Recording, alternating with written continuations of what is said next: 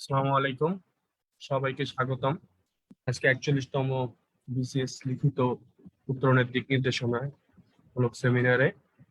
আসলে আমরা পার্টিসিপেন্টের জন্য একটু ওয়েট করছি, অনেকেই বাড়ছে, অ্যাটেন্ডি বাড়ছে। আমরা 2-3 মিনিট পরে শুরু করছি। আপনারা যারা আসছেন আমাদের সাথেই থাকুন। আমরা 2-3 মিনিটের মধ্যে শুরু করছি, অ্যাটেন্ডি বাড়ছে আমাদের।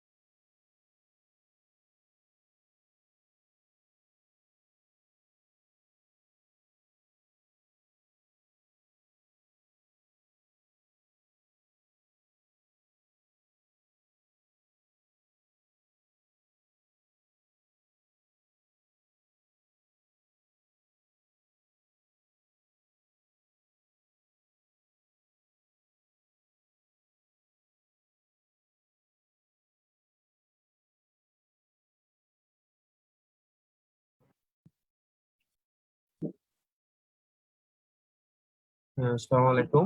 ভাই, আমাকে কি শোনা যাচ্ছে?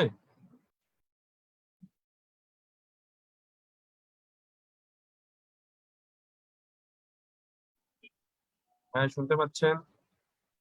মামুন ভাই, আপনাকে শুনতে পাচ্ছি। আমার মনে হয় ভাইয়া, ভাই কি আমাদের শুনতে পাচ্ছেন? হ্যাঁ, শোনা যাচ্ছে।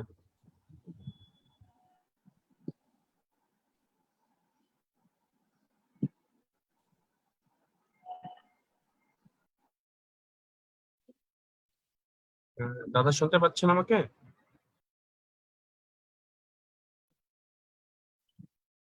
আমরা অল্প কিছুক্ষণের মধ্যে আমাদের সেমিনারটা শুরু করে দিব।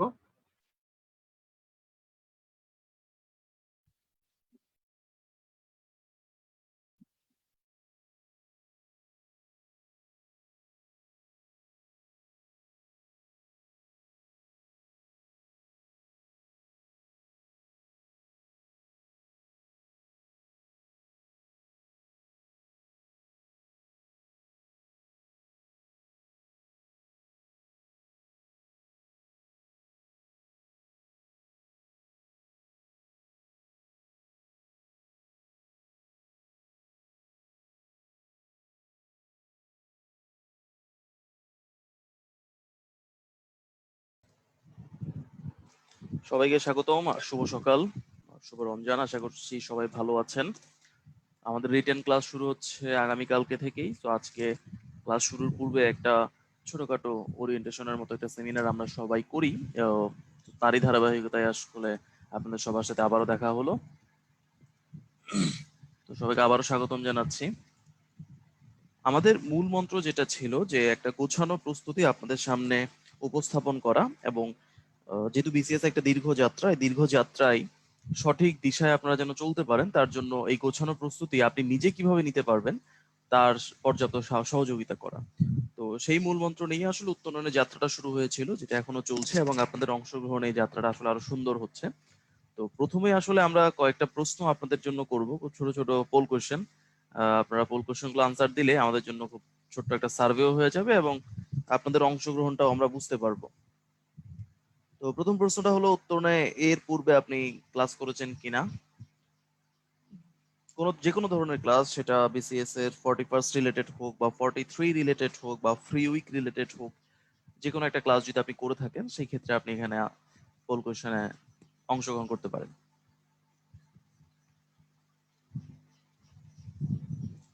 যারাই উপস্থিত আছেন, আমি একটু রিকোয়েস্ট করব পোল কোশ্চেনটাতে অংশগ্রহণ করার জন্য।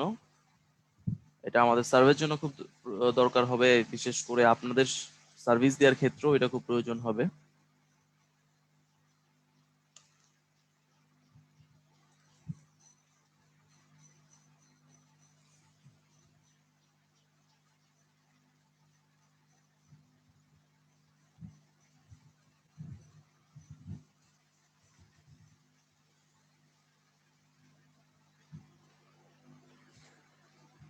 ধন্যবাদ সবাইকে, আপনারা পোলটাতে অংশগ্রহণ করেছেন, এজন্য আসলেই ধন্যবাদ। তো আমরা এখানে আমাদের ইতিমধ্যে ক্লাস করেছেন বা অংশগ্রহণ করেছেন বিভিন্ন কোর্সে এমন স্টুডেন্ট যেমন আছেন, তাছাড়া একটা বড় অংশ আছেন যারা এর পূর্বে উত্তরণের সাথে আসলে যুক্ত ছিলেন না।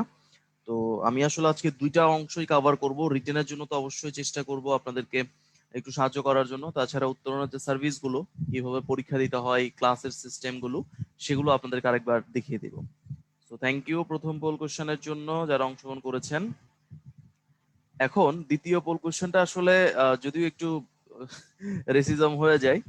যারা অংশগ্রহণ করেছেন বিভিন্ন কোর্সে তারা তো অবশ্যই সার্ভিস সম্পর্কে জানেন।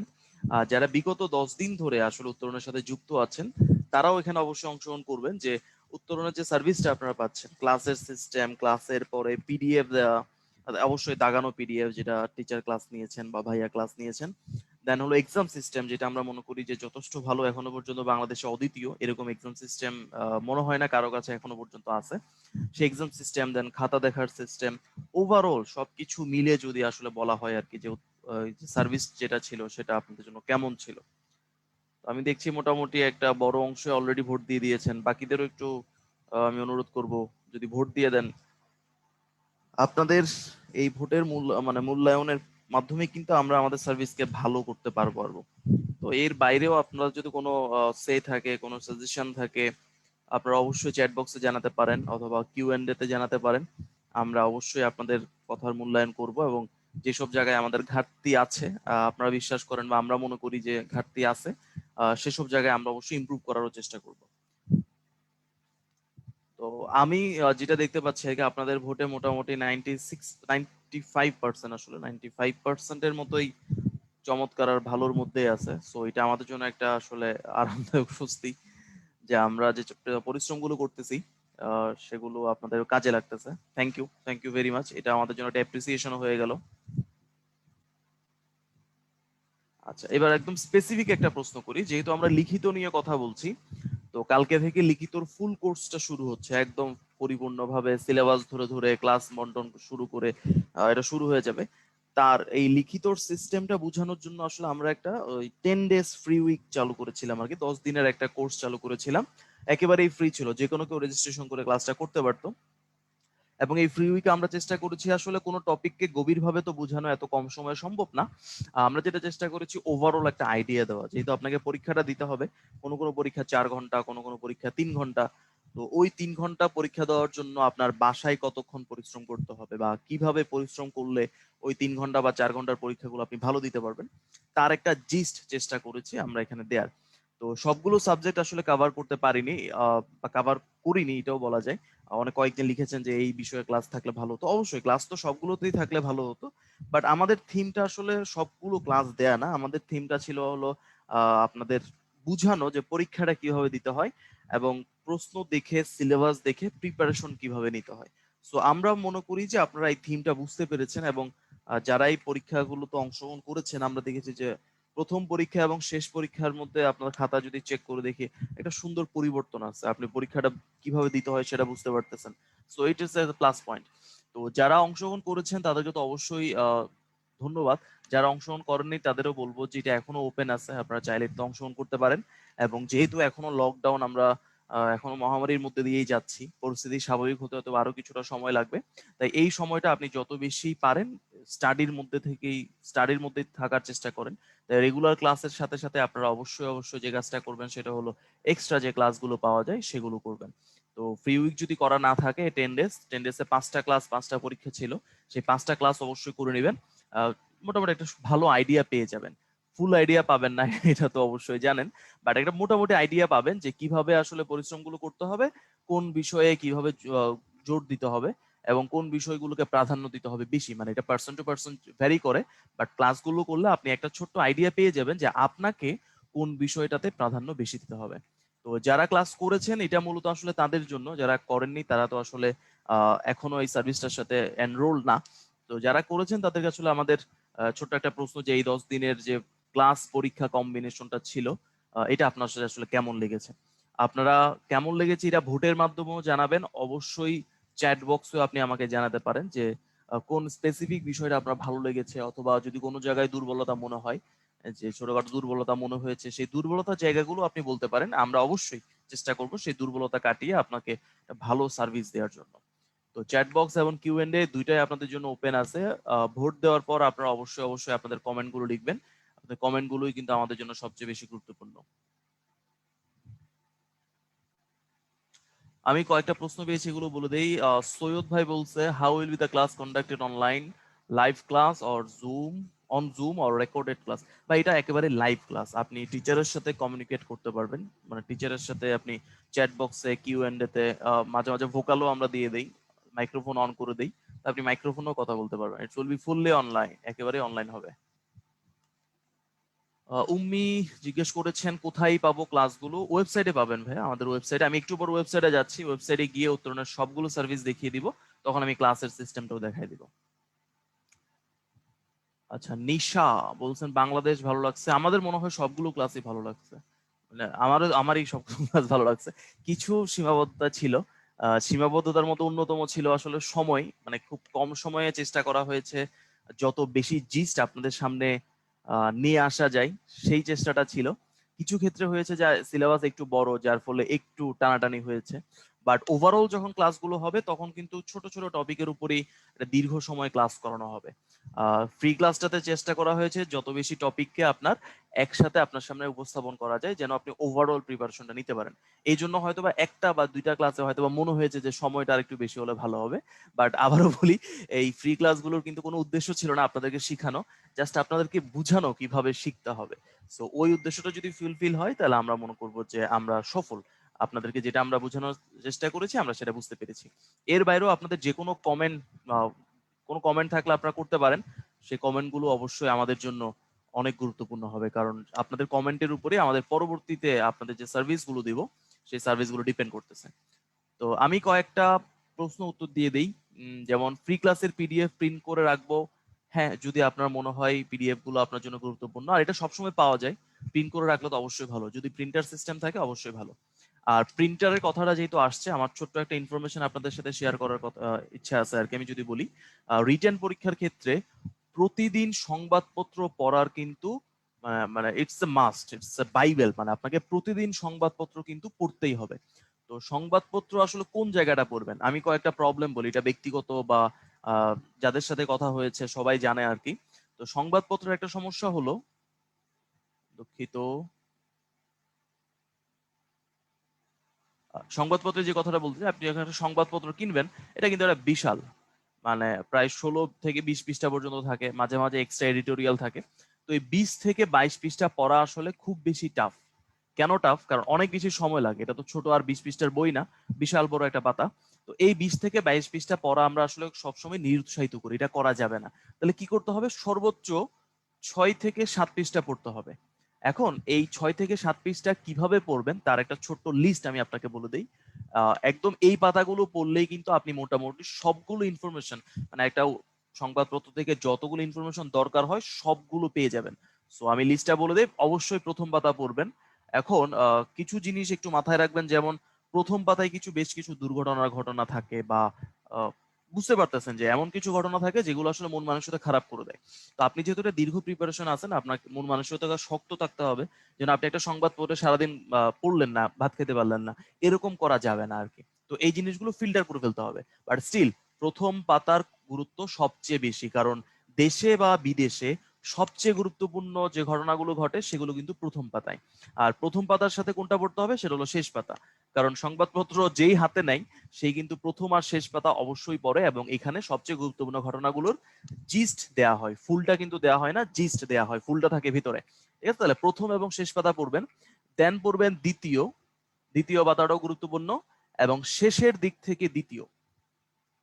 এই হলো মোটামুটি 4 পেজ যেগুলো মাস্ট পড়তে হবে। তাহলে প্রথম পাতা, শেষ পাতা, দ্বিতীয় পাতা, লাস্টে থেকে দ্বিতীয় পাতা, মানে প্রথম থেকে দ্বিতীয়, লাস্টে থেকে দ্বিতীয়, এই হলো 4 পেজটা। এরপরে যেটা মাস্ট পড়তে হবে সেটা হলো এডিটোরিয়াল, এবং চেষ্টা করবেন যে এডিটোরিয়ালটা আপনার সাবজেক্টের সাথে মিলে যায় সেটা কাট করে রাখার জন্য। সো সংবাদপত্রের কাট অংশটা অনেকেই শুনছেন, এই অংশটা কাট করে ফেলবেন। আবারও বলি, যদি আপনার প্রিপারেশনের সাথে মিলে যায়, মনে করেন এডিটোরিয়ালে রোহিঙ্গা নিয়ে একটা ঘটনা বললো, বা রোহিঙ্গার বিস্তৃতি, বা মনে করেন একটা সিকুয়েন্স চলতেছে যে 5 পর্বে রোহিঙ্গা সমস্যাটা আপনাদের সামনে তুলে ধরছে, অথবা মনে করেন এখানে সিরিয়া নিয়ে একটা আলোচনা হচ্ছে যে 3 পর্ব জুড়ে সিরিয়ার সকল সমস্যা আলোচনা করা হচ্ছে, অথবা মনে করেন এখানে WTO নিয়ে আলোচনা হচ্ছে, অথবা মনে করেন বর্তমানে যেটা হট টপিক যেটা হলো কোভিড-19 নিয়ে রাজনীতিতে কি আলোচনা হচ্ছে সেই নিয়ে একটা প্রতিবেদন হচ্ছে 4 পৃষ্ঠা বা 4 দিন বা 5 দিন ধরে। তো এগুলো কিন্তু অবশ্যই কাট করে রেখে দিবেন, দ্যাট ইজ আ মাস্ট। ওকে, আর এডিটোরিয়ালের বাইরে আরেকটা ইনফরমেশন যেটা খুব দরকার হয় আর কি, যেটা হলো আমরা ডাটার জন্য ইউজ করি, দ্যাট ইজ ইকোনমির যে পাতাটা, এখানে দেখবেন প্রায় সময় বেশ কিছু সুন্দর সুন্দর গ্রাফ থাকে, এবং খুব সুন্দর করে গ্রাফগুলো আঁকা হয়। কোনোদিন হয়তো বা গ্রাফ আঁকলো হলো এক্স অক্ষের সাথে ওয়াই অক্ষের মাধ্যমে, এরকম একটা গ্রাফ দিল, এটা মনে করেন এক ধরনের গ্রাফ হলো। আবার কোনোদিন মনে করেন আপনার ওয়াই অক্ষের সাথে গ্রাফ দিয়ে দিল, তাহলে একই ধরনের গ্রাফ, দেখেন জিনিসটা একই রকম কিন্তু প্রেজেন্টেশনটা আলাদা হয়ে গেল। এই জিনিসগুলো কিন্তু শিখতে হবে যে একই ডাটাকে একাধিকভাবে কিভাবে রিপ্রেজেন্ট করা যায়। সরি। তারপর মনে করেন কোনোদিন একটা পাই চার্ট দিয়ে বললো যে বাংলাদেশের টোটাল যে জিডিপি, সেই জিডিপির 40%, 50% সেবাতে, 30% কৃষি, 30% শিল্পতে, বা 13% কৃষিতে, একটা কি বলে এটাকে, পাই চার্ট দিয়ে আপনাকে বুঝাই দিল, বা কোনোদিন হয়তো বা বার চার্ট দিয়ে আপনাকে বোঝানো হলো। তাহলে একই সাথে ইনফরমেশন যেমন শিখে রাখবেন, তার সাথে কি শিখবেন যে ইনফরমেশন কিভাবে প্রেজেন্ট করতে হয়, এটাও কিন্তু সংবাদপত্র থেকে খুব ভালো মতো পাবেন। এবং এই সংবাদপত্র চুজ করার সময় অবশ্যই অবশ্যই ভালো, বা যেগুলো হলো অথেন্টিক সংবাদপত্র কেনার একটু চেষ্টা করবেন আর কি।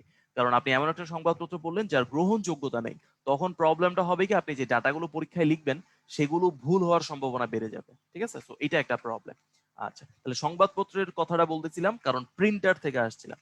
তো আমার যেটা মনে হয়েছে যে একটা সংবাদপত্র ইজ নেভার এনাফ, মানে আপনি একটা সংবাদপত্র পড়ে কখনোই আসলে নিজেকে স্যাটিসফাই করতে পারবেন না যে মাত্র একটা সংবাদপত্র পড়লাম, অন্যান্য সংবাদপত্র মনে আরো কত কিছু আছে। কারণ আপনি যদি 2টা বা 3টা সংবাদপত্র পড়া শুরু করেন, আপনার সারাদিন চলে যাবে, আর পড়াশোনা হবে না। তাহলে এটা কিন্তু একটা বড় লুপ হোল। তাহলে আপনি কি সংবাদপত্র পড়বেন না? পড়তে কিন্তু হবেই, এবং একটার বেশি পড়াটাই দরকার, মিনিমাম 2টা বা 3টা সংবাদপত্র পড়া উচিত। তাহলে সেই ক্ষেত্রে আপনি এখানে ব্যালেন্সটা করবেন কিভাবে, চলুন এবার একটু ব্যালেন্স নিয়ে কথা বলি। তো আমি ব্যক্তিগতভাবে যেটা করতাম, আহ এটা আসলে ভালো করতাম আর কি। তো ব্যালেন্স করার ক্ষেত্রে আমি যেটা করতাম, আমি আসলে অনলাইন ভিত্তিক সংবাদপত্র চলে গেছিলাম। আপনারা মোটামুটি জানেন মনে হয় এখন প্রত্যেকটা সংবাদপত্রের অফলাইন এবং অনলাইন ভার্সন আছে। সো অনলাইন ভিত্তিতে কিছু আছে পেইড ভার্সন, মানে টাকা দিয়ে রেজিস্ট্রেশন করতে হয়, কিছু আনপেইড। তো আনপেইড যেগুলো, সেগুলো তো আমাদের মতো বেকার যারা, আমি তখন বেকার ছিলাম আর কি, বেকারদের জন্য একটা ব্লেসিং যে আপনি টাকা ছাড়াই তার অনলাইন কপিটা পেয়ে যাচ্ছেন। আর পেইড ভার্সনটাও খুব যে বেশি দাম তেমন কিন্তু না। যেমন আমি প্রথম আলোতে সাবস্ক্রাইব করে রেখেছিলাম, প্রথম আলো মনে হয় 3 মাসে 120 টাকা না 30 টাকা, সো পার ডে 1 টাকা 2 টাকা করে পড়ে, এটা মনে হয় যে ঠিক আছে, না পার ডে 1 টাকা করে আমি দিতে পারি। সো প্লাস পয়েন্টটা কি, অনলাইনের সুবিধাটা কি সেটা যদি আমি বলি, যে আপনাকে সম্পূর্ণ সংবাদপত্র পড়তে হচ্ছে না, আপনার সামনে একটা ফুল পেজ চলে আসতেছে, আপনি দেখতেছেন ইনফরমেশন গুলো কি, এরপর মনে করেন আপনার এই সংবাদপত্রটা মনে হলো যে that is important for your Bangladesh affairs. Bangladesh অ্যাফেয়ার্সে এই তথ্যটা আপনি কাজে লাগাতে পারবেন বা এই ইনফরমেশনটা আপনার দরকার আছে। এই পেজে ক্লিক করবেন, এই পেজে ক্লিক করলে এই পেজটা চলে আসবে। আমার বাসায় একটা প্রিন্টার ছিল এবং এই প্রিন্টারটা আমার one of the best friend, আমি সারাদিন এই প্রিন্টারে কাজ করতাম, ভালো লাগতো আর কি। এই পেজটা আপনি প্রিন্ট করে আপনার একটা ফাইলের মধ্যে রেখে দেন। তাহলে দেখেন এতে সুবিধা কি হয়েছে, পুরা সংবাদপত্র আপনার পড়া লাগলো না, that is the first point, যা সময়টা বেঁচে গেল। দেন হলো যেই অংশটা গুরুত্বপূর্ণ আপনি এক্স্যাক্টলি ওই অংশটা কাট টাট না করে, কাটা ছেলা করলে পিছনের অংশে কি আছে এটা নিয়ে আবার টেনশন থাকে, কাটা ছেঁড়া ছাড়া জাস্ট এই অংশটা প্রিন্ট করে আলাদা আলাদা ফাইলে আপনি রেখে দিতে পারবেন। ইন ফার্দার পরবর্তীতে যখন আপনি প্রিপারেশন নেবেন এটা আপনার জন্য যথেষ্ট কাজে লাগবে। প্রিন্টারের কথাটা এই জন্য আসছে, যদি পসিবল হয়, ইফ পসিবল একটা প্রিন্টার কিনতে পারেন।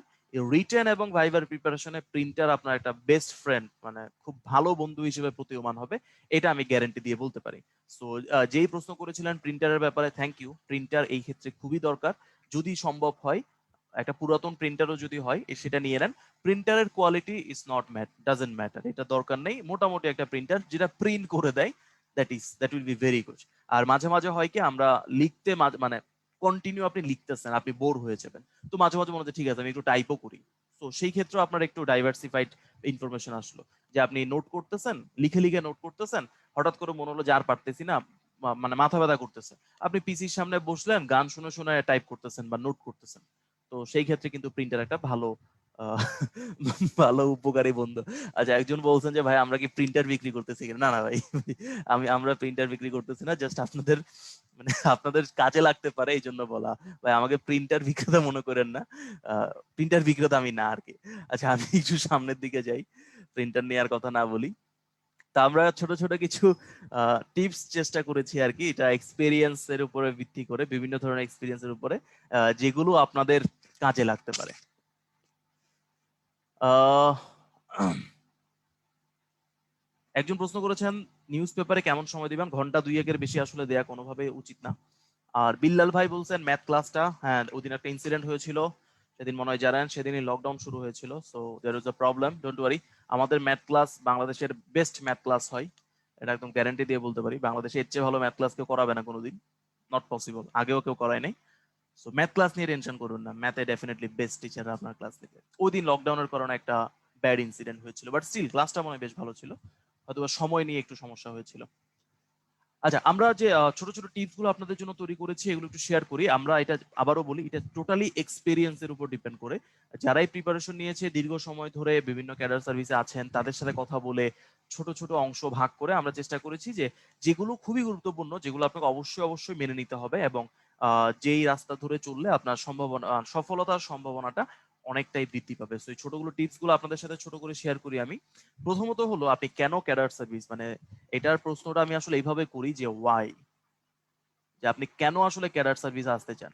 তো আগে যখন কেউ আমাকে বলতো যে ভাই আমি সিভিল সার্ভিস বা বিসিএস পরীক্ষা দিব, তখন আমি বলতাম যে হ্যাঁ খুব ভালো, এইভাবে দেন বা এগুলো পড়লে ভালো হয়। এখন আমি আসলে এই প্রশ্নটা মানে এখন আমি কোনো সাজেশন দেই না, আমি এখন রিজার্ভ হয়ে গেছি, যে সাজেশন টাজেশন পরে। আগে আপনি বলেন যে কেন বিসিএস এ আসতে চান বা এই সার্ভিসে আপনার কন্ট্রিবিউশনটা কি হবে। তো এই আকাঙ্ক্ষাটা এবং এই আকাঙ্ক্ষাটা যদি সঠিকভাবে আপনি জাগিয়ে তুলতে না পারেন তাহলে কিন্তু পরিশ্রমটা সঠিকভাবে করা যাবে না। তো সেই ক্ষেত্রে একটু মাথায় রাখবেন যে আপনি নিজের কাছে ক্লিয়ার হবেন যে আপনি কেন বিসিএস আসতে যাচ্ছেন। ঠিক আছে, ওকে। তো এখন এটার একটু ছোট্ট কথা বলার ইচ্ছা হচ্ছে আর কি আমার আসলে, যে আপনাকে যখন কেউ জিজ্ঞেস করে যে আপনি হয়তো বা ডাক্তারি পড়ছেন বা আপনি ফার্মাসিস্ট অথবা আপনি এমবিএ করছেন বা বিবিএ করছেন, সো এগুলো ছেড়ে মানে সবারই তো ভালো ভালো ফিল্ড থাকে, এমবিএ বিবিএ তো অবশ্যই খুব চমৎকার চমৎকার ফিল্ড আছে, বা ডাক্তার ইঞ্জিনিয়ারদের খুব ভালো ফিল্ড আছে। সো এগুলো ছেড়ে আপনি কেন এখানে আসতেছেন, এই প্রশ্নটা মানুষকে অনেকবার দিতে হয়। এটা আশা করি ফিল করতেছেন, যারা প্রিপারেশন নিচ্ছেন আপনারা সবাই এটা ফিল করতেছেন যে এই মানে এই কোশ্চেনটা আপনাকে বারবার উত্তর দিতে হয়। তো এই উত্তরটা আপনি কাকে দিবেন কাকে দিবেন না এটা আগে ফিক্সড করেন। যে কেউ একজন এসে আপনাকে জিজ্ঞেস করলো ভাই আপনি কেন বিসিএস দিচ্ছেন, আপনি শুরু করলেন হ্যাঁ আমার তো ছোটবেলা থেকে স্বপ্ন ছিল বিসিএস হওয়ার। You don't have to do that, আপনাকে সবাইকে উত্তর দিতে হবে না। মানে আপনার যাকে উত্তর দিতে হবে সে হলো ভাইবা বোর্ডে যে তিনজন স্যার থাকবেন, ওই তিনজনকে স্যাটিসফাই করা হলো আপনার কাজ। জনে জনে রাস্তাঘাটে বেড়ায় মানুষকে বুঝানো কিন্তু আপনার কাজ না যে আপনি কেন বিসিএস দিচ্ছেন। ওকে, সো আপনার আনসার রিজার্ভ করে রাখেন, শুধুমাত্র স্যারদের কি বলবেন, এবং স্যারকে যদি আপনি সন্তুষ্ট করতে পারেন সেই ক্ষেত্রে একটা ভালো পসিবিলিটি আছে যে আপনার ক্যাডার সার্ভিসে অ্যাড হওয়ার। ওকে, সো এই প্রশ্নটা মানুষকে দেওয়ার চেয়ে নিজেকে দিবেন, যে আপনি নিজেকে বলবেন আপনি কেন আসলে নিজের কেরিয়ার থেকে শিফট করে বা স্কেপ করে অন্য একটা সার্ভিস আসতে যাচ্ছেন, এবং এই সার্ভিসে আসলে আপনি আসলে কিভাবে কাজ করবেন। সো যে কাজই করেন না কেন, যে ক্যাডার সার্ভিসে যান না কেন, বা একটা রিকোয়েস্ট থাকবে সেটা হলো ভাই মানুষ থাকেন। মানে আমাদের হয় কি অনেক বড় বড় অফিসার হয়ে যায়, অনেক ভালো মানুষ পাওয়া যায় না, এটা একটা সমস্যা। সো একটা ভালো মানুষ থাকেন, ভালো মানুষের খুব দরকার। যাই হোক, আমি ডিফারেন্ট জায়গায় যাব না। সো প্রথম অংশ হলো যে অবশ্যই কেন আপনি সার্ভিসে আসতে চান, কেন ক্যাডার সার্ভিস আপনার পছন্দ, এটা নিজেকে বুঝানো, এটা কিন্তু মানুষকে না। আবারও বলি, এটা কিন্তু নিজেকে বুঝাতে হবে, নিজের কাছে একটা পরিষ্কার ধারণা রাখতে হবে, তাহলে কিন্তু আপনার জন্য পরিশ্রম করাটা সহজ হবে। এখন নিজেকে আপনি যে কোনো ভাবে বুঝাতে পারেন, অন্যের উদাহরণ দিয়ে বুঝাতে পারেন, অন্যের গল্প থেকে অনুপ্রাণিত হতে পারেন, that ups to you, but make sure you are clear to yourself. Okay, then হলো পরিশ্রম করা। নর্মালি সবাই পরিশ্রম করা বলে, আমরা আসলে চেষ্টা করেছি যে এই পরিকল্পিত পরিশ্রমটা করা, কারণ আমাদের থিমটাই ছিল আসলে গোছানো প্রস্তুতি। মানে বর্তমান যে যুগ আসছে, এই মানে বর্তমান এই যে আপনাকে পরিশ্রম করতে হবে স্মার্ট ওয়েতে। আপনি আগের মতো পরিশ্রম করলে আসলে হবে না। এখন দুনিয়া স্মার্ট হয়ে যাচ্ছে, দুনিয়ার সাথে সাথে মানুষ স্মার্ট হয়ে যাচ্ছে, বেসিক্যালি মানুষই স্মার্ট দুনিয়া বানাচ্ছে। তো আমি আসলে ভুল বলেছি, মানুষ স্মার্ট হয়ে গেছে, মানুষ দুনিয়াটাকে স্মার্ট করে ফেলছে। সো আপনাকেও স্মার্ট পরিশ্রম করতে হবে। ওই যেমন একটু আগে আমি সংবাদপত্রের যে কথাটা বললাম, এটা কিন্তু আমরা মোটামুটি একটু চিন্তা ভাবনা করেই বলেছি যে কেন আপনাকে সংবাদপত্র পড়তে হবে, কারণ দ্যাট ইজ মাস্ট। বাট কিভাবে পড়লে আপনি কম সময়ে অধিক তথ্য পেতে পারেন, এটা কিন্তু স্মার্ট ওয়ে। মানে এমনও কিন্তু আছেন যারা 3-4টা সংবাদপত্র রেগুলার পড়েন, বাট এর বাইরে গিয়ে বাকি যে বইগুলো পড়তে হয় আর কি, বা রেগুলার প্র্যাকটিস করতে হয়, ওইটা করাটা একটু কষ্টকর হয়ে যায়। দ্যাটস ওয়াই আমরা বলেছি যে সংবাদপত্র পড়তে হবে, বাট চেষ্টা করো একটা স্মার্ট ওয়েতে। আপনি যদি এর চেয়েও ভালো স্মার্ট ওয়ে তৈরি করতে পারেন, ডেফিনেটলি আমাদেরকে বলেন, আমরাও সেটা সবার সাথে শেয়ার করে দেবো। তাহলে অবশ্যই একটা পরিকল্পিত পরিশ্রম করতে হবে, এবং সেটা নিজেকেই মানে you have to plan that, আপনাকে সেটা প্ল্যান করে আগাতে হবে। আচ্ছা, দেন হলো একটা কৌশল ঠিক করা, এবং সেই কৌশলটা প্রস্তুতির জন্য। আবারও বলি, প্রস্তুতির জন্য কৌশল ঠিক করা। তাহলে আর কিসের জন্য কৌশল রাখবে? একটা হলো পরীক্ষার জন্য। তাহলে কৌশল কিন্তু আমরা দুই ভাবে বলতেছি, একটা প্রস্তুতির কৌশল, একটা পরীক্ষার কৌশল। এবার আপনি মনে করেন একটা চার্ট আঁকি আর কি।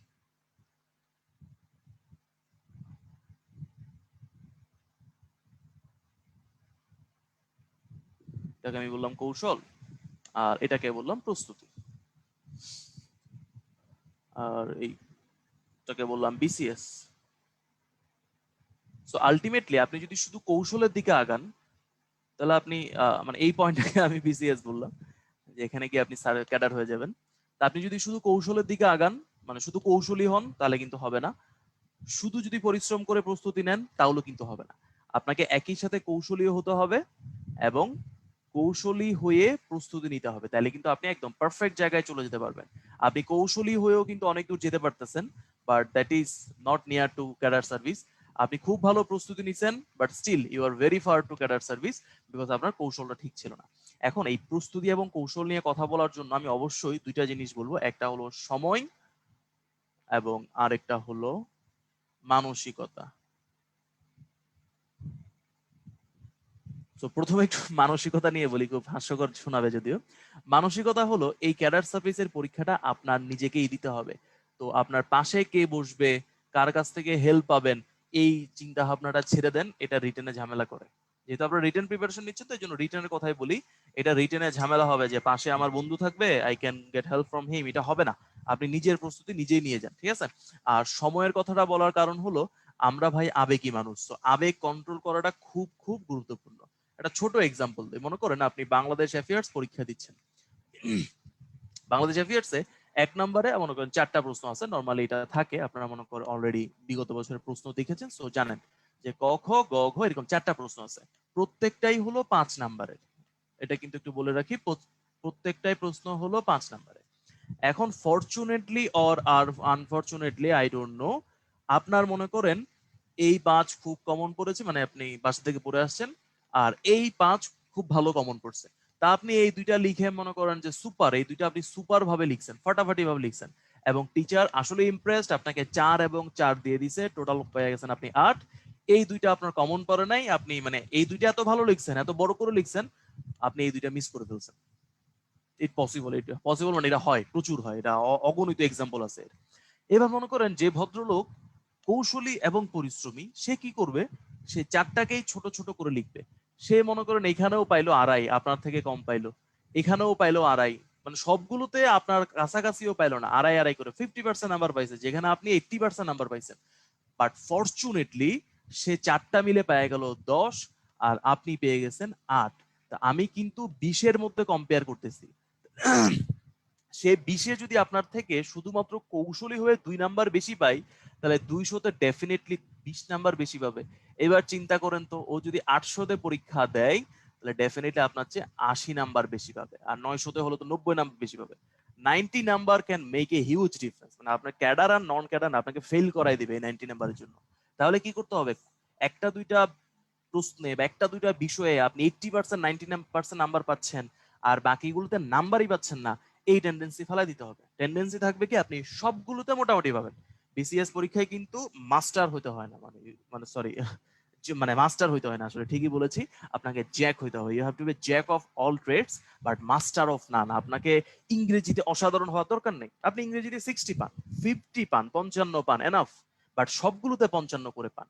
ওকে, তো দ্যাট ইজ মানে ওইটাই হবে প্রস্তুতির সঠিক কৌশল, যে সবগুলোতেই আপনি নাম্বার পেয়ে আগাচ্ছেন, কোনোটাতে খুব ভালো করে কোনোটাতে খুব খারাপ করবেন, এটা সরি এটা বিসিএস এ হবে না। ঠিক আছে, তাহলে এই জিনিসটা একটু মাথায় রাখবেন। সরি, এক মিনিট এক মিনিট।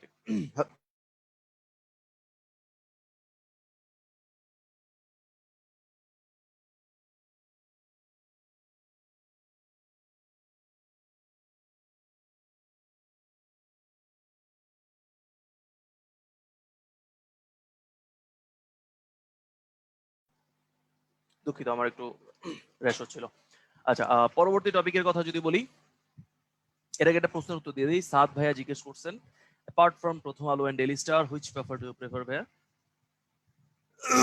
কালের কণ্ঠ পড়তে পারেন, যুগান্তর পড়তে পারেন, ইত্তেফাক পড়তে পারেন, আপনি নিজের মতো করে চুজ করেন। যেমন আমার ক্ষেত্রে আমি ডেইলি স্টার পড়তাম না, মানে আমি খুব দুর্বল স্টুডেন্ট ছিলাম। আমার মনে হয় যে আমি একটা এসে বা প্যাসেজ যখন পড়বো, এর মধ্যে সর্বোচ্চ 4টা 5টা নতুন ওয়ার্ড শেখা যায়, মানে ফেয়ার এনাফ। বাট 20টা 25টা যদি নতুন ওয়ার্ড দিয়ে দেয়, তখন তো এটা বিরক্ত লাগে। তো ডেইলি স্টার মাঝে মাঝে এই বিরক্তিকর কাজটা করে যে প্রচুর নতুন ওয়ার্ড দিয়ে দেয়। তো এটা আমার মনে হয় যে এত বেশি নতুন ওয়ার্ড শিখতে গেলে প্যাসেজটা পড়া হয় না, বোরিং লাগে। তো আমার খুব ভালো লাগতো, আমি ট্রিবিউন পড়তাম, Dhaka Tribune, very very good.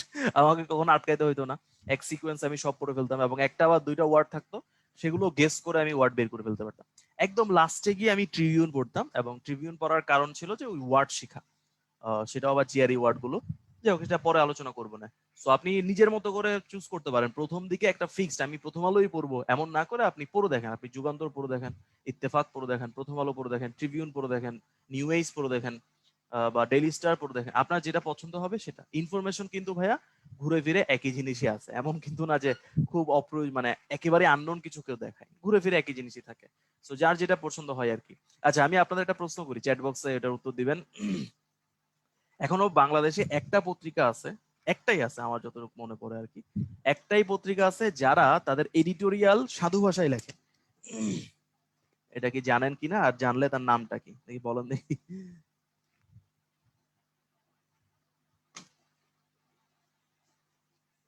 Still আমি জানি এখনো পর্যন্ত একটা, আর কেউ মনে হয় এটা লেখে না। একটা পত্রিকায় আছে যারা এডিটোরিয়ালটা, পুরা পেপারটা না, এডিটোরিয়ালটা সাধু ভাষায় লেখে।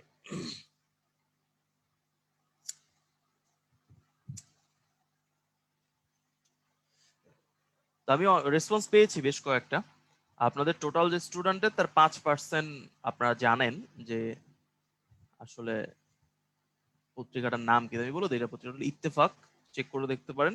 ইত্তেফাক কিন্তু এডিটোরিয়ালটা সাধু ভাষায় লেখে। তো ইন্টারেস্টিং কিন্তু, তাই না? তো ও সুন্দর লেখে, কিন্তু খুব সুন্দর লেখে। আমিও প্রথমবার যখন পড়ছি আমি অবাক হয়ে গেছি যে সাধু ভাষায় লেখা, আমি খুব সুন্দর করে লেখে, ভালো লাগে। তো আপনি ট্রাই করে দেখতে পারেন, আপনার যেটা পছন্দ সেটাই আপনি পড়বেন, বাট শুরু থেকেই ফিক্সড করে নেবেন না যে আমি একটাই পড়বো, নট লাইক দ্যাট। চেঞ্জ করবেন, চেঞ্জ করলে ভালো লাগে। আচ্ছা, নেক্সট হলো নিজের দুর্বলতাগুলো অনুসন্ধান করতে হবে। এখন আপনি দুর্বলতা কিভাবে অনুসন্ধান করবেন সেটার একটাই উপায়, সেটা হলো প্র্যাকটিস, প্র্যাকটিস এন্ড প্র্যাকটিস। আপনি যত বেশি প্র্যাকটিস করবেন তত ভালো জানতে পারবেন যে আপনি কোনটাতে ভালো আর কোনটাতে আপনি খারাপ। আচ্ছা, আমি এখানে দুইটা প্র্যাকটিস লিখতেছি, আপনাদের কাজ হলো এই দুইটার অর্থ একটু চ্যাট বক্সে আমাকে বলা। এই দুইটার অর্থ বলুন তো দেখি কারা কারা জানেন।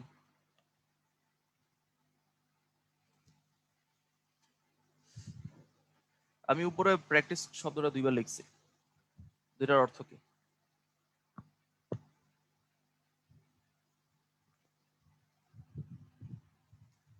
না, এখানে দুইটা প্র্যাকটিসের অর্থই অনুশীলন, আসলে বোথ আর অনুশীলন, দুইটার মধ্যে একটা ছোট পার্থক্য আছে আর কি।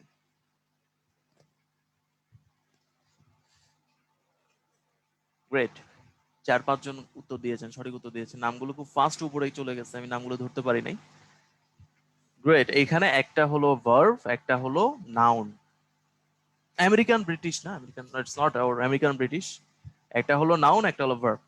এখন আমি আমি জানি কোনটা নাউন কোনটা ভার্ব, আর এটা আপনার বাড়ির কাজ, ইউ চেক দিস। কারণ এই জিনিসগুলো আপনি অনেক জায়গায় পাবেন, বুঝছেন? এটা শুধু প্র্যাকটিসের ক্ষেত্রে হয় এমন কিন্তু না, এটা অনেক জায়গায় হয়। সো আপনার কাজ হলো বের করা এই সি দিয়ে কখন, মানে সি দিয়ে ভার্ব হয় নাকি এসি দিয়ে ভার্ব হয়। ডেফিনেট একটা ভার্ব হলো, অন্যটা হবে noun. So find it out. এবং অন্য কি কি শব্দ এরকম আছে, আমি একটা বলতে পারি অ্যাডভাইস, অ্যাডভাইসের ক্ষেত্রেও সেম ঘটনা ঘটে। অনেক আছে, আমি এতগুলো বলবো না, জাস্ট আপনাদের জন্য রেখে দিছি। এরকম নিজের দুর্বলতাগুলো বের করবেন, এবং এই দুর্বলতাগুলো তখনই বের হবে যখন আপনি প্র্যাকটিস করবেন। যেমন এটা আমি অনেক আগেই শিখছি, বাট প্রথম যেদিন শিখছি আমার খুব ভালো লাগছিল যে আমি দেখতাম যে আমি মাঝে মাঝে সি দিয়ে লিখতাম, মাঝে মাঝে এসি দিয়ে লিখতাম। পরে একসময় চিন্তা করলাম যে কোনটা আসলে ঠিক, পরে দেখলাম দুইটাই ঠিক, দুইটা দুই জায়গায় ঠিক, কোনোটা নাউন কোনোটা ভার্ব। সেরকম প্র্যাকটিস করতে গিয়ে আপনি বের করতে পারবেন যে আপনার দুর্বলতাগুলো কোথায় আছে। ওকে, আচ্ছা, নেক্সট যেটা আমরা বলতেছি সেটা হলো সিলেবাস দেখে প্রস্তুতি নেওয়া। ইউ অলরেডি নো ইট যে বিসিএস এর সিলেবাস দেখেই প্রস্তুতি নিতে হবে, কিন্তু সিলেবাসের বাইরে থেকেও প্রশ্ন আসতে পারে। মানে আপনার যে ডিফাইন্ড সিলেবাস আছে, নট ম্যান্ডেটরি যে ওই সিলেবাসকে একদম হুবহু কপি করেই প্রশ্নটা করা হবে। প্রশ্ন কিন্তু ভ্যারিয়েন্ট হতে পারে। তা কিন্তু আপনি প্রিপারেশন তার ভ্যারিয়েন্ট ভাবে নিতে পারবেন না, আপনি তো পুরো দুনিয়া পড়া শুরু করতে পারবেন না। আপনি সিলেবাসটা দেখেই প্রস্তুতি নেবেন, আপনি সিলেবাস পড়ে গেলেই কিন্তু মোটামুটি পারফেক্ট আনসার করে দিয়ে আসতে পারবেন। ওকে, সো সিলেবাসটা দেখা। আচ্ছা, দেন হলো অগ্রাধিকারের ভিত্তিতে একটি তালিকা তৈরি করা, কোন সাবজেক্ট গুলোতে আপনি ভালো, কোন সাবজেক্ট গুলোতে আপনি খারাপ বলা যাবে না, নেগেটিভ ওয়ার্ড হয়ে যায়, একটু তুলনামূলক দুর্বল। সো প্রথম কাজ কোনটা, যেগুলোতে ভালো সেগুলোকে আরো ভালো করা, আর যেগুলোতে তুলনামূলক দুর্বল সেগুলোকে মাঝারি প্রিপারেশন নেওয়া। তা আমি বলি, মানুষের যতগুলো সাবজেক্ট পাবেন আর কি, আপনি কিছু সাবজেক্ট দেখবেন আপনি ভালো, কিছু সাবজেক্ট আবার অনেক ভালো আছে, অনেক ভালোগুলো না পড়লেও হবে, আর কিছুতে তুলনামূলক দুর্বল হতে পারেন আর কি। তুলনামূলক সবাই আপনারা ভালো। এখন আপনাদের জন্য যদি আমি প্রশ্ন করি যে আপনি কোন সাবজেক্টটা বেশি পড়বেন, যেটা ভালো নাকি যেটা তুলনামূলক দুর্বল, এটা একটু জানান তো দেই ভাইয়াকে। আপনি দুইটা সাবজেক্ট পড়লেন, একটা সাবজেক্ট আপনার মনে হলো যে এটাতে আপনি ভালোই পারেন, আর একটাতে আপনি কম্পারেটিভলি কম পারেন, তা আপনি কোনটা বেশি পড়বেন, কোনটা বেশি পড়া উচিত?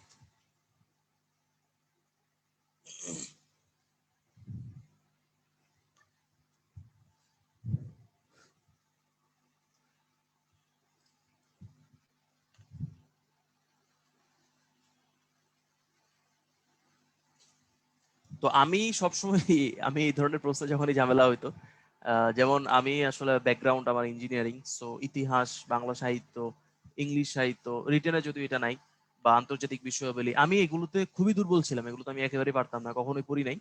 আমি এগুলো প্রচুর পড়তাম, মানে যেগুলো তুলনামূলক দুর্বল ছিলাম এগুলো প্রচুর পড়তাম, এবং ভালোগুলোও পড়তাম। সো আমি টাইম কিন্তু আবার অর্ধেক দিতাম না, আমি এখানে 2/3 দেওয়ার চেষ্টা করতাম, এখানে 1/3 দেওয়ার চেষ্টা করতাম। এখানে একটা ঝামেলা হয়, প্রশ্নটা আপনাদের করছে একটা ঝামেলার জন্য। ঝামেলা যেটা হয়, অনেকেই মনে করেন আপনি সায়েন্স ব্যাকগ্রাউন্ড, সায়েন্স ব্যাকগ্রাউন্ডে সবসময় একটা দাম্ভিকতা থাকে যে আমি তো ভাই সায়েন্সের, অঙ্ক টঙ্ক ভাই আমার সমস্যা নাই। এটা আমি অনেক শুনছি আর কি, মানে আমি নিজেও সায়েন্সের, বাট তাও আমি এটা শুনছি যখন কোনো কারোর সাথে কথা হয়, বলে ভাই অঙ্ক বিজ্ঞান এগুলো ভাই আমি সবই পারি, আপনি আমাকে বলেন বাংলাদেশ বিষয়াবলী আর আন্তর্জাতিক বিষয়াবলী কিভাবে ভালো করা যায়। তখন আমি ওকে একটা ছোট উদাহরণ দিই, সেটা আপনাদেরকে দিব, সেটা হলো যে মনে করেন বাংলাদেশ বিষয়াবলীতে আপনি 10 নম্বরের প্রশ্ন আনসার করতে পারেন নাই, আপনি সায়েন্সের স্টুডেন্ট, এক্সাম্পলটা সায়েন্সের স্টুডেন্ট হিসেবে দিচ্ছি, যে আপনি বাংলাদেশ বিশ্ববিদ্যালয়তে 10 নম্বর আনসার করতে পারেন নাই, ডেফিনেটলি আপনার খারাপ লাগবে। কিন্তু আপনি যদি ম্যাথে 2 নম্বরের একটা ম্যাথ ভুল করে আসেন বা আনসার করতে না পারেন, আপনি কিন্তু মিনিমাম 1 সপ্তাহ ঘুমাতে পারবেন না। কারণ সায়েন্সের স্টুডেন্ট হয়ে, ম্যাথের স্টুডেন্ট হয়ে আপনি একটা ম্যাথ ভুল করে দিয়ে চলে আসছেন বা করতে পারেন না, আপনার মাথায় আসে নাই, এটা আপনাকে যে পরিমাণ ভোগাবে, ওই বাংলাদেশ বিশ্ববিদ্যালয় 10-15 নম্বরও এত পরিমাণ ভোগাবে না। ঠিক আছে, এটা মাথায় রাখবেন, দ্যাট ইজ ভেরি ট্রু। এটা এখন নন সায়েন্সের জন্য উল্টা ঘটনা। নন সায়েন্সের জন্য হয়তো বা আপনি ম্যাথ নাই পারতে পারেন বা দুর্বলতা থাকতে পারে, বাট বাকি জিনিসগুলো অবশ্যই ভালো করতে হবে। সো আপনাকে 2 জায়গায় সময় দিতে হবে, যেটা ভালো সেটাতে আপনি ভালো, এই টেন্ডেন্সি থেকে পড়বেন না বা সময় কম দিবেন, তাতে কিন্তু হিতের বিপরীত হবে। তাহলে দুইটাতেই ভালো দিবেন, ঠিক আছে? তো আমি সপ্তাহে একদিন বসতাম, আমি একদিনে পুরো ম্যাথগুলো করে ফেলতাম, আর আরেকদিন বসতাম বিজ্ঞানটা পড়তাম, আর বাকিগুলো একটু বেশি পড়ার চেষ্টা করতাম। সো যেগুলো কম্পারেটিভলি একটু লো, একটু বেশি পড়বেন সেখানে, কিন্তু ভালোগুলোতেই, ভালো যেগুলো আপনি যেগুলোতে ভালো সেগুলোতে একটা সুন্দর সময় দিতে হবে, এটা অবশ্যই মাথায় রাখবেন, ঠিক আছে? আচ্ছা, দেন হলো তথ্যের ডাটাবেস। এটা অলরেডি আমি শুরুতেই বলেছিলাম যে মেক এ ফাইল সিস্টেম, একটা ফাইল বানানোর চেষ্টা করেন। এখন এই ফাইলটা সাবজেক্ট ওয়াইজ আপনি বানাতে পারেন, এটা আপনার চয়েস। সাবজেক্ট ওয়াইজ বানাতে পারেন অথবা টপিক ওয়াইজও বানাতে পারেন, কারণ কিছু তো কমন টপিক থাকে। তো আমি সাবজেক্ট ওয়াইজ করতাম, আর পরবর্তীতে যখন কমন হতো তখন আবার টপিক ওয়াইজ আলাদাভাবে কপি করে রাখতাম, ফটোকপি করে রাখতাম। তো একটা ফাইল বানাবেন, যেমন একটা ফাইল আপনার থাকতে পারে যেটা হলো বাজেট রিলেটেড। সো আপনি বাজেটের উপর একটা ফাইল বানিয়ে রাখতে পারেন, যেখানে বাজেট রিলেটেড যখনই যেখানে যে ইনফরমেশন পাবেন সেটা নিয়ে নেবেন। তো আপনি বলতে পারেন যে ভাই বাজেটটা যেদিন দিছে সেদিনই তো সব ইনফরমেশন চলে আসলো। দ্যাটস ট্রু, বাজেটটা দেওয়ার সাথে সাথে সব ইনফরমেশন আপনি জানছেন, কিন্তু ওই জানার মধ্যেও বেশ কিছু অজানা থাকে। মাঝে মাঝে দেখবেন যে বিভিন্ন ওই বিসিএস এর বেশ কিছু গ্রুপ আছে, গ্রুপগুলোতে থাকেন, সময় দিয়ে, ভালো খারাপ না। তো ওই গ্রুপগুলোতে দেখবেন যে একজন ভদ্রলোক একটা ডেটা আপনাকে দিয়ে দিল যেটা বাজেট রিলেটেড, বাট আপনি ওইভাবে জিনিসটা শিখেন নাই। তো ওই বাজেট রিলেটেড একটা ফাইল নিলে যখনই নতুন কিছু পাবেন এখানে পুট আপ করে দিবেন, পরবর্তীতে রিটার্নের সময় এটা খুব কাজে লাগে। দেন হলো সমীক্ষার জন্য একটা রাখতে পারেন। দুইটা কিন্তু আলাদা জিনিস, আলাদাভাবে লিখছি কারণ বাজেট একটা, সমীক্ষা আরেকটা, দুই জিনিস, ঠিক আছে? দেন হলো বিভিন্ন যে পত্রিকাতে ডেভেলপমেন্ট, ইকোনমিক ডেভেলপমেন্ট রিভিউ থাকে কিছু, ইকোনমিক ডেভেলপমেন্ট রিভিউ দিতে পারেন। দেন আচ্ছা, এগুলো সবগুলো আলাদা টপিক, বাজেটটা এখানে যাবে। দেন হলো বাংলাদেশ ব্যাংকের ওয়েবসাইট থেকে বেশ কিছু ডাটা লাগে, এটা জানতেছেন, মুদ্রাস্ফীতি রিলেটেড বেশ কিছু ডাটা লাগে। দেন হলো বাংলাদেশ আওয়ামী লীগের ওয়েবসাইট থেকে আপনি বেশ কিছু ডাটা পাবেন, মানে গভর্নমেন্টের অর্জন হিসেবে আপনি এগুলো পেতে পারেন। তাছাড়াও আপনি যে ডাটাগুলো ফলো করতে পারেন, যেমন আপনার মনে করেন বাংলাদেশ বিশ্ববিদ্যালয় নির্বাচন রিলেটেড একটা প্রশ্ন আনসার করতে হবে, তো বাংলাদেশ নির্বাচন কমিশনের একটা ওয়েবসাইট কিন্তু আছে, আপনি এখানে চলে যেতে পারেন। এখান থেকে আপনি নির্বাচনের মানে অ্যাবাউট আওয়ার সেলফ, হিস্ট্রি, এই রিলেটেড খুব সুন্দর সুন্দর ইনফরমেশন দেওয়া আছে, আপনি এখান থেকে কালেক্ট করে নিতে পারেন। আপনার মনে করেন আমাদের যে অনারেবল প্রাইম মিনিস্টার আছেন তার সম্পর্কে ডেটা দরকার, সো এইচপিএম এর পিএমও, প্রাইম মিনিস্টার অফিস, একটা ওয়েবসাইট আছে, ওখানে চলে যেতে পারেন। এইচপিএম এর সবচেয়ে অথেন্টিক ইনফরমেশন কিন্তু এখানে দেওয়া আছে। আপনার মনে করেন রাষ্ট্রপতি, বাংলাদেশের অনারেবল প্রেসিডেন্ট সম্পর্কে ইনফরমেশন দরকার, তো রাষ্ট্রপতির কার্যালয়ে, মানে রাষ্ট্রপতির কার্যালয়ের একটা ওয়েবসাইট আছে, এখান থেকে আপনি কালেক্ট করতে পারেন। আর মাদার অফ অল ওয়েবসাইট যেটা আমরা বলি আর কি, যেটা বাংলাদেশে আছে, খুব কম দেশে আছে, সেটা হলো জাতীয় তথ্য বাতায়ন। You can find everything Bangladesh related, যা যা আছে সবকিছু এখানে পেয়ে যাবেন। যে কোনো জেলা, যে কোনো উপজেলা, গ্রাম পর্যন্ত, ইউনিয়ন পর্যন্ত এখানে দেয়া আছে, সকল তথ্য আপনি এখানে পেয়ে যাবেন। আর যেহেতু আমাদের স্বাধীনতার সুবর্ণ জয়ন্তী চলতেছে এবং আমাদের জাতির পিতার জন্মশতবার্ষিকী আমরা উদযাপন করতেছি, সো মুজিব সম্পর্কে যা যা জানতে হবে, মুজিব 100 এই একটা ওয়েবসাইট আছে .gov.bd, এই ওয়েবসাইটে আপনি জাতির জনক সম্পর্কে প্রচুর ইনফরমেশন পাবেন। তার সাথে আমি যদি আপনাদের অ্যাড করাই, উত্তরণের পক্ষ থেকে একটা ছোট্ট বই, লেকচার শিট বলি, বই না বলা, বা প্রচারণা শিটে বলি আমরা, এটা হলো বঙ্গবন্ধু টাইমলাইন। বঙ্গবন্ধু টাইমলাইনকে চেষ্টা করা হয়েছে জাতির জনক সম্পর্কে যত ইনফরমেশন যত জায়গায় আছে সব ইনফরমেশনকে মার্চ করে কালানুক্রমিক ধারায় একটা বই বানানোর চেষ্টা করা হয়েছে, that is Bangabandhu timeline. It's free, একদম ফ্রি। যে কোনো উত্তরণের ব্রাঞ্চে বা উদ্ভাস, উন্মেষ, উত্তরণ একই জিনিস, আসলে জানেন আপনারা। সো এই ব্রাঞ্চে চলে যাবেন, বঙ্গবন্ধু টাইমলাইনটা নিয়ে আসবেন, ইউ ফাইন্ড এভরি ইনফরমেশন। আর আরো বেশ কিছু এরকম লেকচার শিট বানানোর কাজ চলছে, সময় মতো আমরা পৌঁছে দেবো, ঠিক আছে? আচ্ছা, সো ডেটা কালেক্ট করবেন এবং ফাইল আকারে আলাদা করে রাখবেন। কোথা থেকে ডেটা নেবেন অলরেডি কিন্তু বলে দিছে, এই যে আমি যে বলে দিলাম, নির্বাচন ওয়েবসাইট বা মুজিব 100, জাতীয় তথ্য বাতায়ন বা পিএমও, বাংলাদেশ ব্যাংক, ইডিআর, এগুলো কিন্তু আপনি সোর্স হিসেবে ব্যবহার করতে পারেন। আপনাদের অলরেডি মনে হয় আমি শুরুর দিকে বলেছিলাম যে যখনই একটা প্রশ্ন আনসার করতে হয়, আপনাকে আনসার করার পর যদি এখানে কোনো ডেটা থাকে তাহলে কিন্তু আপনাকে লিখে দিতে হয় যে তথ্য সূত্র। তো তথ্য মানে আপনি কোথা থেকে পাইছেন, সেই ক্ষেত্রে কিন্তু আপনি বাংলাদেশ ব্যাংক বা প্রাইম মিনিস্টার অফিস বা বাংলাদেশ আওয়ামী লীগ ওয়েবসাইট পিএলএডি এগুলোকে তথ্য সূত্র হিসেবে ব্যবহার করতে পারেন। ঠিক আছে, এগুলো কিন্তু কাজে লাগবে। কোথা থেকে শিখতেছেন এবং কি শিখতেছেন দুইটাই গুরুত্বপূর্ণ। আচ্ছা, আরেকটা ছোট ইনফরমেশন একটু বলে রাখি। বাংলাদেশের মিনিমাম 10 থেকে 15 জন বিশিষ্ট ব্যক্তির নাম শিখে রাখবেন। এদের মধ্যে কারা থাকবে? এদের মধ্যে সমাজ বিজ্ঞানী থাকতে পারেন, মানে যারা সমাজ নিয়ে কথাবার্তা বলেন, রাষ্ট্র নিয়ে কথা বলতে বলেন। দেন অর্থনীতিবিদ থাকতে পারে, কারণ আপনি যখন ইকোনমিক রিলেটেড প্রশ্ন আনসার করবেন আপনাকে কোড করতে হবে। সো সেই কোডগুলো এই স্যারদের নামে মানে স্যারদের কোডগুলো করবেন আর কি। আমি অন্য একটা বলে দিতে যাচ্ছিলাম, স্যারদের নামে কোডগুলো করবেন। তাছাড়া শিক্ষা ব্যবস্থা, শিক্ষা টিচারদের কিছু নাম শিখে রাখবেন। দেন হলো কিছু রাজনীতিবিদ, এবং রাজনীতিবিদের নাম শিখার ক্ষেত্রে অবশ্যই অবশ্যই যাদের অথেন্টিসিটি আছে এমন রাজনীতিবিদের নামগুলো শিখে রাখবেন, এবং এগুলো আপনি কোড করতে পারবেন। এগুলো রিটেনের ক্ষেত্রে খুব কাজে দিবে। আচ্ছা, দেন একটা বড় কাজ, you already know it but we hardly do it. আমরা সবাই জানি যে রিভিশন আমাদের প্রচুর হেল্প করে, বাট আমরা রিভিশনটা দিতে চাই না। বাট চেষ্টা করেন রিভাইজ দেওয়ার, কারণ রিটেন হলো একটা সাগর, আপনি কখনো এটাকে খালি করতে পারবেন না। তাই চেষ্টা করেন একই জিনিস যত বেশি বার পড়া যায়। ঠিক আছে, একই জিনিসকে বিভিন্নভাবে পড়ে বারবার পড়ে মাথায় নিয়ে আসতে হবে এবং বিভিন্ন জায়গায় কাজে লাগাতে হবে। So revision is a must. Basic তথ্যগুলো মনে রাখতে হবে। এখন আমি এই বেসিক তথ্যের দুইটা এক্সাম্পল দিব। কিরকম এক্সাম্পল? মানে আমার হলো 2018 পর্যন্ত ম্যাক্সিমাম ডাটা মনে আছে, তারপর আমি ভুলে গেছি আনফরচুনেটলি, এরপরে যেহেতু আমার পরীক্ষা দেওয়া হয়নি। সো আমি যেটা করতাম, আমি অলওয়েজ মনে করেন বাজেট,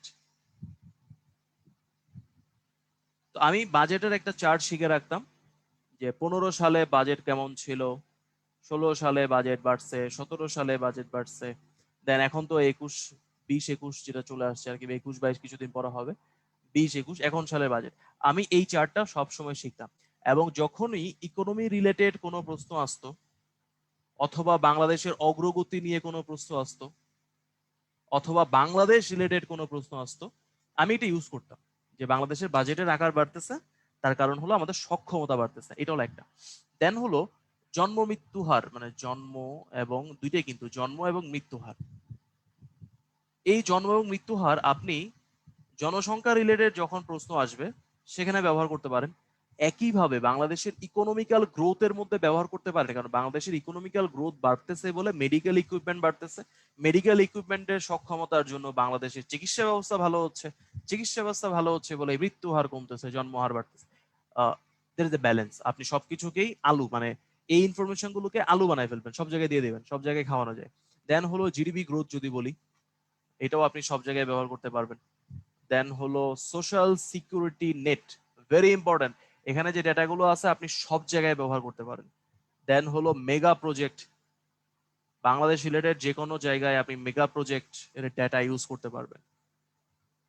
দেন হলো এখন তো 100 মুজিব 100 এর কথা যদি বলি, মুজিব 100 এবং 50 ইয়ার্স অফ গোল্ডেন জুবলি, এই ইনফরমেশন গুলো আপনি বিভিন্ন জায়গায় ব্যবহার করতে পারেন। তো কিছু বেসিক তথ্য ইকোনমিক্যাল, সামাজিক, অর্থনৈতিক এগুলো শিখে রাখবেন, যেন যেখানে ডেটা ইউজ করা যায় এবং যেগুলো রিলেটেড টু বাংলাদেশ সেখানে আপনি এই ডাটাগুলো ইজিলি ইউজ করে ফেলতে পারবেন। সো এগুলোকে বেসিক ডেটা বলতেছি, এগুলো অবশ্যই শিখে রাখবেন।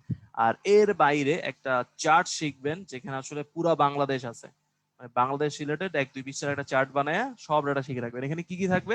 অবস্থান, অবস্থান কোথায় কোথায় মাথায় রাখেন। একটা হলো বিশ্বে, মানে দক্ষিণ এশিয়া নিয়ে শুরু করবেন। দেন হলো চারপাশের প্রতিবেশী দেশগুলো নিয়ে কথা বলবেন। দেন হলো অক্ষাংশ, দ্রাঘিমাংশ, এগুলো বলে দিবেন, এগুলো ফিক্সড। দেন হলো কিছু নর্মাল ইনফরমেশন এখানে দিতে হয়, যেমন বিভাগ, জেলা, উপজেলা, এগুলো কিন্তু সবসময় লেখা লাগে, বিভিন্ন প্রশ্ন লেখা লাগে। তো চেষ্টা করবেন উপজেলার পর ইউনিয়ন এবং গ্রাম পর্যন্ত দিয়ে দেওয়ার। এবং গ্রাম ইউনিয়ন যেহেতু মাঝে মাঝেই পরিবর্তন হয়, তাই এখানে সর্বশেষ কোন বছরের তথ্য থেকে আপনি দিয়েছেন সেটা একটু ছোট করে বলে রাখবেন। আচ্ছা, তারপর কমন প্রশ্ন হলো বাংলাদেশের সীমানা নিয়ে প্রশ্ন, মানে সীমানাগুলো বলতে হয়। তো স্থল সীমানা, জল সীমানা, দেন হলো সীমান্তবর্তী দেশের সাথে শেয়ার করার সীমানা, এগুলো সবগুলো একসাথে বলে দিবেন। তাহলে এগুলো কিন্তু বেসিক ইনফরমেশন, এগুলো আপনার যে কোনো জায়গায় লাগতে পারে, বাংলায় লাগতে পারে, রচনায় লাগতে পারে, ইংরেজিতে লাগতে পারে, বাংলাদেশ অ্যাফেয়ার্স, ইন্টারন্যাশনাল অ্যাফেয়ার্স, এগুলো এভরি জায়গায় লাগে। তাহলে এগুলো কমন ইনফরমেশন, এগুলো কোনোভাবে ভুল করা যাবে না, ঠিক আছে? এগুলোকে আমরা বেসিক তথ্য বলতেছি। আচ্ছা, এবার হলো ফাইনালি যেটা আমরা আসলে মনে করি আর কি, যেটা আপনাদের সবচেয়ে বেশি কাজে লাগবে, সেটা হলো প্রতিদিন লিখিত পরীক্ষা দেওয়া। আপনি যতই প্রিপারেশন নেন, আপনি কতদিন পড়ছেন, কয়টা বই পড়ে আসছেন, প্রতিদিন সংবাদপত্র পড়ছেন কিনা, এগুলোর উপর কিন্তু নাম্বার নাই। নাম্বার হলো আপনি কি লিখে দিয়ে আসছেন তার উপর। তাই তার জন্য রেগুলার লেখা, প্রতিদিন লিখতে পারা, হাতের লেখাটা একটু পরিষ্কার করা, লেখার স্পিড বাড়ানো ভেরি ভাইটাল। যেটা আপনি উত্তরণে পাবেন, আপনি উত্তরণে রেগুলার লিখিত পরীক্ষা দিতে পারবেন। এটা মনে হয় বাংলাদেশে প্রথম কোনো সার্ভিস যে প্রতিদিন রিটেন পরীক্ষা দেওয়া, যেটা যারা ফিজিক্যাল করাতো তারাও কিন্তু পারতো না। আপনি প্রতিদিন লিখিত পরীক্ষা দিতে পারবেন। বিগত ক্লাসে যেটা পড়ানো হয়েছে তার উপর 1-2 ঘন্টা প্রিপারেশন নেন, অথবা ক্লাসটা দেখেন, অথবা ক্লাস করার সময় না পেলে পরবর্তীতে রেকর্ডিংটা দেখে নেবেন এবং নিজের মতো একটা প্রিপারেশন নিয়ে নিজের টাইমে পরীক্ষাটা দিয়ে দিবেন। That is must. এটা কিন্তু আমরা একদম সবচেয়ে বেশি গুরুত্বপূর্ণ বলতেছি, যে প্রতিদিন লিখিত পরীক্ষা দিতে পারবেন এবং এতে আপনার রুটিন ধরে ধরে সিলেবাস শেষ হয়ে যাবে এবং ওই সিলেবাসের লেখার প্র্যাকটিসটাও হয়ে যাবে এবং কিছু বেসিক জিনিস আপনি শিখে ফেলবেন। আপনি মনে করেন খুব ব্যস্ত, চাকরি নিয়ে ব্যস্ত, আপনি সময় পাচ্ছেন না, বাট স্টিল প্রতিদিন লিখিত পরীক্ষা দিতে গিয়ে আপনি 1-2 পৃষ্ঠা যে লিখবেন, তাতেই দেখবেন অনেক কিছু শেখা হয়ে গেছে। তাই লিখিত পরীক্ষায় জোরটা বেশি দিবেন।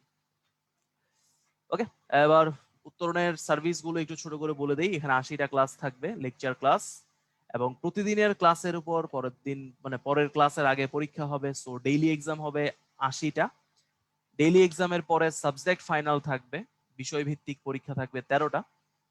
দেন হলো ফাইনাল মডেল টেস্ট। এটা ফাইনাল মডেল টেস্ট না দিয়ে প্রি বিসিএস বলি আমি এটাকে, যে একদম বিসিএস যেভাবে দিবেন মনে করতে হবে এটা বিসিএস পরীক্ষা, হুবহু ওরকম ভাবে পরীক্ষাটা দিতে হবে। আচ্ছা, দেন হলো 80টি লেকচার শিট, ডেফিনেটলি প্রিন্টেড, এগুলো হাতে পাবেন। এখন লকডাউন বলে একটু সমস্যা হচ্ছে, সকল প্রেস বন্ধ, প্রেস খুললে আপনারা এগুলো পেয়ে যাবেন। তো এটা আসলে এতদিনে পেয়ে যাওয়ার কথা, কারণ সবই রেডি। প্রেস বন্ধ এবং কি বলে সার্ভিস যেগুলো থাকে আর কি, যে লোক মানে এক জায়গা থেকে আরেক জায়গায় নিয়ে যায়, কুরিয়ার সার্ভিস, সেগুলো বন্ধ, আনফরচুনেটলি এখন পাচ্ছেন না, বাট খুব শীঘ্রই পেয়ে যাবেন পরিস্থিতি স্বাভাবিক হলেই। দেন হলো প্রশ্ন ব্যাংক, খুবই খুবই গুরুত্বপূর্ণ একটা বিষয়। একই বিষয়ে কি কি প্রশ্ন বিভিন্ন সময় আসছিল, এটা জানার দরকার হতে পারে। সো প্রশ্ন ব্যাংকটা গুরুত্বপূর্ণ। ম্যাপ বুক, বাংলাদেশ, আন্তর্জাতিক, রচনা, বিভিন্ন জায়গায় আপনার ম্যাপের প্রচুর ব্যবহার হবে।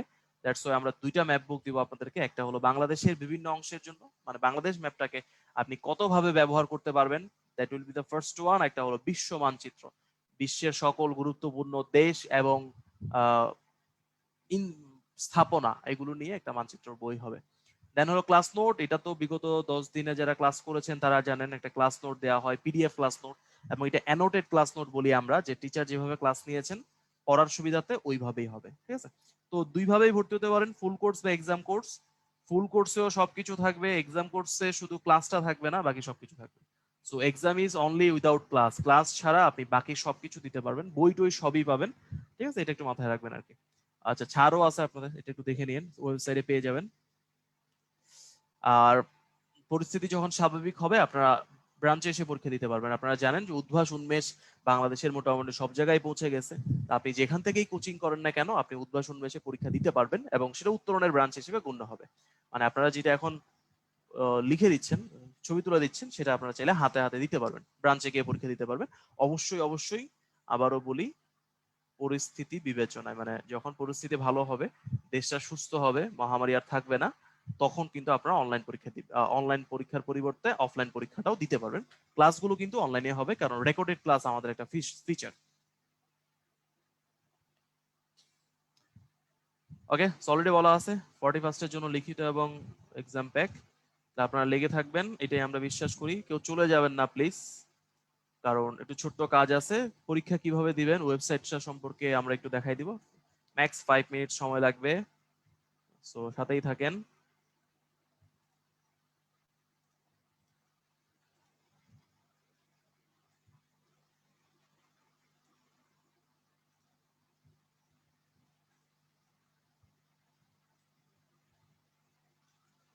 আচ্ছা, আমাকে একটু কনফার্ম করেন যে আমার স্লাইডটা শেয়ার হয়েছে কিনা, মানে আপনারা স্যার দেখতে পাচ্ছেন কিনা, একটু চ্যাট দেখা বক্স যাচ্ছে আমাকে না। জানে, দেখা যাচ্ছে না? Thank you.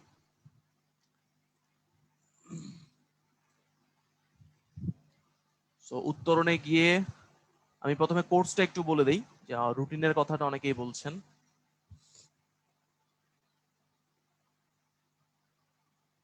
আর ফ্রি কোর্সের কথাটা যারা বলেছেন, আপনারা এখান থেকে এনরোল করে নিতে পারেন, এনরোল করে ফ্রি কোর্সের ক্লাসগুলো করতে পারেন। আর আমরা যেটা আসলে বলতেছি সেটা হলো লিখিত ফুল কোর্সের ব্যাপারটা। সো ফুল কোর্সে ক্লিক করলেই আপনাদের এখানে সকল ইনফরমেশন এবং যাবতীয় ডেটা সবগুলো দেয়া আছে, আপনারা কি কি পাবেন, এবং এখানে রুটিনটা দেয়া আছে। সো এটা হলো, আমরা রুটিনটা একটু ভাগ করে দিয়েছি যেহেতু সামনে আমাদের ঈদ আছে। তো সম্পূর্ণ রুটিনটা না দিয়ে 31শে মে পর্যন্ত রুটিনটা দেয়া আছে। এক্স্যাক্টলি ক্লাস এবং এক্সাম দুইটাই পাশাপাশি দেয়া আছে, এবং কোন ক্লাসের সিলেবাসটা কি হবে সেটাও কিন্তু এখানে দেয়া আছে। তো একটু মাথায় রাখবেন, সেটা হলো নর্মালি আমাদের ক্লাস হলো 7টা থেকে, নর্মালি 7টা থেকে, কিন্তু রমজান মাসে ক্লাসটা হবে 4টা থেকে। এটা একটু মাথায় রাখবেন, রমজানে আমরা ইফতারের আগেই ক্লাসটা শেষ করে দিব, দ্যাটস ওয়াই 4টা থেকে ক্লাস। ওকে, আচ্ছা, এবার হলো পরীক্ষার সিস্টেমটা একটু বলে দেই। অ্যাজ এ স্টুডেন্ট যদি কেউ জয়েন করতে চায় তখন সে জয়েন নাও দিবে, জয়েন নাও দিলে এক্সামে যাবেন, মানে লেকচার গুলো আসলে এখানে দেখাবে আপকামিং কোনো লেকচার আছে কিনা। তো যেহেতু কোর্স কালকে থেকে এটা চলে আসবে, লেকচার গুলো চলে আসবে এখান থেকে। আর এক্সামে চলে গেলে মনে করেন এই যে পরীক্ষাটা বাংলাদেশ, এই যে একটা ডেমো এক্সাম আপনাদের দেখাচ্ছি আর কি, বাংলাদেশ অ্যাফেয়ার্স এর একটা পরীক্ষা, রিটেন পরীক্ষা অবশ্যই। তো এটা আপনি দিতে চাচ্ছেন, আপনি এখানে ক্লিক করবেন। ক্লিক করার পর ভাইটাল, ভেরি মাচ ভাইটাল, একটু মাথায় রাখেন, অবশ্যই অবশ্যই এই নির্দেশাবলীগুলো পড়তে হবে। এগুলোর জন্য কিন্তু আপনার আলাদা সময় নেই, ঠিক আছে? তো এখনো পরীক্ষা শুরু হয় নাই, এই নির্দেশগুলো অবশ্যই ভালো মতো পড়বেন। যেমন প্রশ্নের উত্তর খাতায় লিখে ছবি তুলে নির্দিষ্ট প্রশ্নের নিচে আপলোড দিতে হবে, ঠিক আছে? একই প্রশ্নের উত্তর যদি একাধিক পৃষ্ঠা দরকার হয় তাহলে একাধিক ছবি আপলোড দিতে হবে, এবং ক্রমগুলো ঠিক করে দিতে হবে। আমি এটা দেখাবো কিভাবে করে। ছবি তোলার সময় খেয়াল রাখবেন যেন স্পষ্ট হয়, টিচার যেন এগুলো পড়তে পারে। আচ্ছা, দেন হলো পরীক্ষা সম্পন্ন করার মধ্যেই ছবিটা দিয়ে দিতে হবে, টাইম যদি ওভার হয়ে যায় তখন কিন্তু আর দেয়া যাবে না। দেন খুবই ইম্পর্টেন্ট, আমরা খাতা কাটার সময় দেখছি কয়েকজন হলো বিগত পিডিএফ স্ক্রিনশট টাইপ করা ইত্যাদি আপলোড করা দিয়েছেন। তো স্ক্রিনশট বা টাইপ করা পিডিএফ দিলে এটা তো আর আপনার কোনো বাহাদুরি না, সেই ক্ষেত্রে নাম্বার পাবেন 0, এটা আপনারই লস। সো অবশ্যই হাতে লিখে দিবেন, ঠিক আছে? আচ্ছা, ভার্সন হলো বাংলা, বাংলা দিয়ে আমরা স্টার্ট করে দিলাম। দেখেন যে টাইমার শুরু হয়ে গেছে, তার মানে 30 মিনিটের পরীক্ষা ছিল। এখন টাইম হলো 12টা 28, তো আমরা 12টা 28-এ শুরু করেছি এবং 12টা 58-তে এটা শেষ হবে। টাইমিং কিন্তু চলতেছে, ওকে, টাইমিংটা দেখে নেবেন। এবার এই কোশ্চেনের উপরে কিছু ইনস্ট্রাকশন দেয়া আছে, ইনস্ট্রাকশন গুলো একটু দেখেন। এখানে বলে দিছে যে মান কত, ছবি তুলে নির্দিষ্ট জায়গায় দিতে হবে, পৃষ্ঠার নাম্বার গুলো ফিক্সড করে দিতে হবে, এবং স্ক্রিনশট টাইপ এগুলো দেওয়া যাবে না। ওকে, এগুলো কিন্তু অলরেডি বলে দিয়েছি, এগুলো শুরুতেও দেওয়া ছিল। অবশ্যই একটু কষ্ট করে প্রথম দিন, মানে ইনস্ট্রাকশন তো কাছাকাছিই থাকে, প্রথম দিন অবশ্যই ভালো মতো ইনস্ট্রাকশন পড়বেন। আসেন এবার আমরা প্রশ্ন দেখি। মনে করেন এটা হলো আপনার প্রশ্ন, বাংলাদেশের সংবিধানের বৈশিষ্ট্য লিখুন, উক্ত বৈশিষ্ট্যের আলোকে আলোচনা করুন যে রাষ্ট্রের পছন্দকৃত জীবন পদ্ধতি সংবিধান। এর মার্কস হলো 10। তাহলে আপনি মনে করেন এখন খাতায় লেখা শুরু করলেন, খাতায় লেখা শুরু করার পর আপনার লেখা শেষ, এখন আপনাকে কি করতে হবে, আপলোড করতে হবে। তো আপনি যদি মোবাইল দিয়ে করেন, মানে আমি তো এখন পিসিতে আছে, আপনি যদি মোবাইল দিয়ে করেন, এই যে এখানে ক্লিক করলে আপনার ক্যামেরা চালু হয়ে যাবে। আবারও বলি, এই অপশনটাতে ক্লিক করলেই ক্যামেরা চালু হবে, দেন আপনি জাস্ট ছবি তুলবেন, ঠিক আছে? মাথায় রাখবেন, ক্লিক করলেই ক্যামেরা চালু হয়ে যাবে। আর যদি পিসিতে থাকেন তখন তো অবশ্যই কি করতে হবে, মানে ছবিটা আপনাকে ক্লিক করতে হবে। সো ক্লিক করলাম, ক্লিক করার পর একটা ছবি, এখানে আমার ছবি আছে কিনা কি জানি, আচ্ছা এই জাস্ট এই মনে করেন ছবি, এটা আমি ক্লিক করলাম, ছবি এখানে চলে আসলো। এখন ধরেন যে আপনার এই প্রশ্নটা 1 পৃষ্ঠায় হয় নাই, 2 পৃষ্ঠা বা 3 পৃষ্ঠা লাগছে, no problem, upload more image, more image click করলে কিন্তু দেখেন আরেকটা ছবিও চলে আসছে, দেখছেন? এখন ওই যে বলতেছিলাম যে আপনি মনে করেন ভুলে, এটা হলো প্রথম পেজ, এটা হলো দ্বিতীয় পেজ, তাহলে দ্বিতীয় পেজ আগে দিয়ে দিছেন, প্রথম পেজ পরে দিয়ে দিছেন, কিচ্ছু সমস্যা নাই, এই বাটনটা ক্লিক করে ওকে দিকে নিয়ে আসবে, সাজাই দিবেন, প্রথম পেজ দ্বিতীয় পেজ যেন ঠিক মতো থাকে, ঠিক আছে? কোনোভাবে যেন এটা ওলট পালট না হয়ে যায়। ওকে, তাহলে এই হলো আপনার ছবি আপলোড করা শেষ। ছবি আপলোড করার পর আপনি যদি এটা আগে বলা উচিত ছিল, আসলে দুঃখিত, যে সবগুলো প্রশ্ন একসাথে পড়বেন, সবগুলো প্রশ্ন আনসার করবেন, দেন হলো ছবি আপলোড করা শুরু করবেন। একটা প্রশ্ন আনসার করে ছবি আপলোড করলে আসলে মনোযোগ নষ্ট হয়ে যায়, সো সেকেন্ড প্রশ্নটা পড়লেন, এখানেও মনে করেন আপনি উত্তরটা লিখে ফেললেন। দেন 3 নাম্বার প্রশ্নটা পড়লেন যে ভূ প্রকৃতিতে বরেন্দ্র অঞ্চল জাদুঘরের গুরুত্ব কি, 5 নাম্বারের জন্য উত্তর লিখলেন। ভূতাত্ত্বিক ঐতিহ্য জাফলং সম্পর্কে আপনি একটা টিকা লিখলেন। সবগুলো লেখার পরে আপনি মনে করেন সবগুলো ছবি দেওয়া শেষ, সবগুলোতে আমি একটা করে ছবি দেই, জাস্ট র্যান্ডম আকারে ছবিগুলো দিচ্ছি আর কি, দিয়ে দিলাম। এখানেও মনে করেন একটা ছবি দিয়ে দিলাম, আর কিছু আছে না, দিয়ে দিলাম। মনে করেন এখন সবগুলো দেওয়া শেষ, টাইমও মোটামুটি শেষ। এখন আপনি কি করবেন, আপনি লাস্টে গিয়ে সাবমিট দিয়ে দিবেন। ঠিক আছে, আবারও বলি, সবগুলো প্রশ্ন লিখবেন, কিন্তু এখানে একটা প্রশ্ন লিখে ছেড়ে দিবেন না, এটা খুব খারাপ অভ্যাস। সবগুলো প্রশ্ন লিখবেন, ছবি আপলোড করবেন। যদি সিকোয়েন্স ভুল থাকে, সিকোয়েন্স আপনি অবশ্যই চেঞ্জ করতে পারবেন, আমি দেখিয়ে দিলাম। এটা মোবাইল দিয়েও করা যায়, পিসি দিয়েও করা যায়, সেম সিস্টেম। ঠিক আছে, করে দিলাম। আর কোনো কারণে যদি ভুল ছবি দিয়ে দেন, বুঝতেই পারতেছেন, এখান থেকে রিমুভ করতে পারবেন। ওকে, এবার ফাইনালি যাই, সবগুলো প্রশ্নের উত্তর দিয়ে দিয়েছি আমি, এবার সাবমিট করে দেই। আপনারা কিন্তু জিজ্ঞেস করবে যে এখনো টাইম আছে, আপনি সাবমিট করতে চান কিনা। আমি বললাম হ্যাঁ ভাই, আমি ভালো স্টুডেন্ট, আমি সাবমিট করব। এবার যে কথাগুলো আছে ভালো মতো পড়েন। Exam evaluation is pending. আপনি যখন এমসিকিউ পরীক্ষা দেন, সাথে সাথে কিন্তু পরীক্ষার খাতা কাটা হয়ে যায়, বিকজ এটা সফটওয়্যার বেসড। রিটেনের খাতা কিন্তু একজন টিচার কাটবে, সো এই খাতা কাটতে একটু সময় লাগে, 1 দিন বা 2 দিন সময় লাগতে পারে। তো এই জন্য কিন্তু বলছে এক্সাম ইভ্যালুয়েশন ইজ পেন্ডিং, মানে আপনি যে পরীক্ষাটা দিয়েছেন সেই পরীক্ষাটা খাতা কাটার পর আপনাকে ফেরত দেওয়া হবে। এই দেখেন, আপনি যে পরীক্ষার প্রশ্নের উত্তরগুলো দিচ্ছেন সেই উত্তরগুলো এখানে চলে আসছে। আমি যে 2টা ছবি দিছিলাম আর কি, এবং এটা হলো 10টা PM এর পরে, মানে রাত 10টার পরে উত্তরগুলো আপনাকে দেয়া হবে। ঠিক আছে, তাহলে এই হলো মোটামুটি। আচ্ছা, এখন উত্তরগুলো যদি দেয়া হয়, এটা তো আশা করি বুঝতে পারছেন, এখানে কোনো কনফিউশন থাকার কথা না। উত্তরগুলো দেয়া হওয়ার পরে জিনিসটা কেমন হবে এটা আমি আপনাকে একটু দেখাই। সো এক্সামে গিয়ে আমি যদি পাস্ট এক্সাম দেই, তাহলে কিন্তু আমি যে পরীক্ষাগুলো দিয়েছি সেগুলো কিন্তু এখানে আছে, দেখছেন, এই যে ভিউ রেজাল্টটা। আচ্ছা, এটা হলো যে পরীক্ষাটা আমি দিয়েছিলাম, যে এখনো খাতা কাটা হয়নি। আমি এমন একটা দেখাই যেটার খাতা কাটা হয়েছে।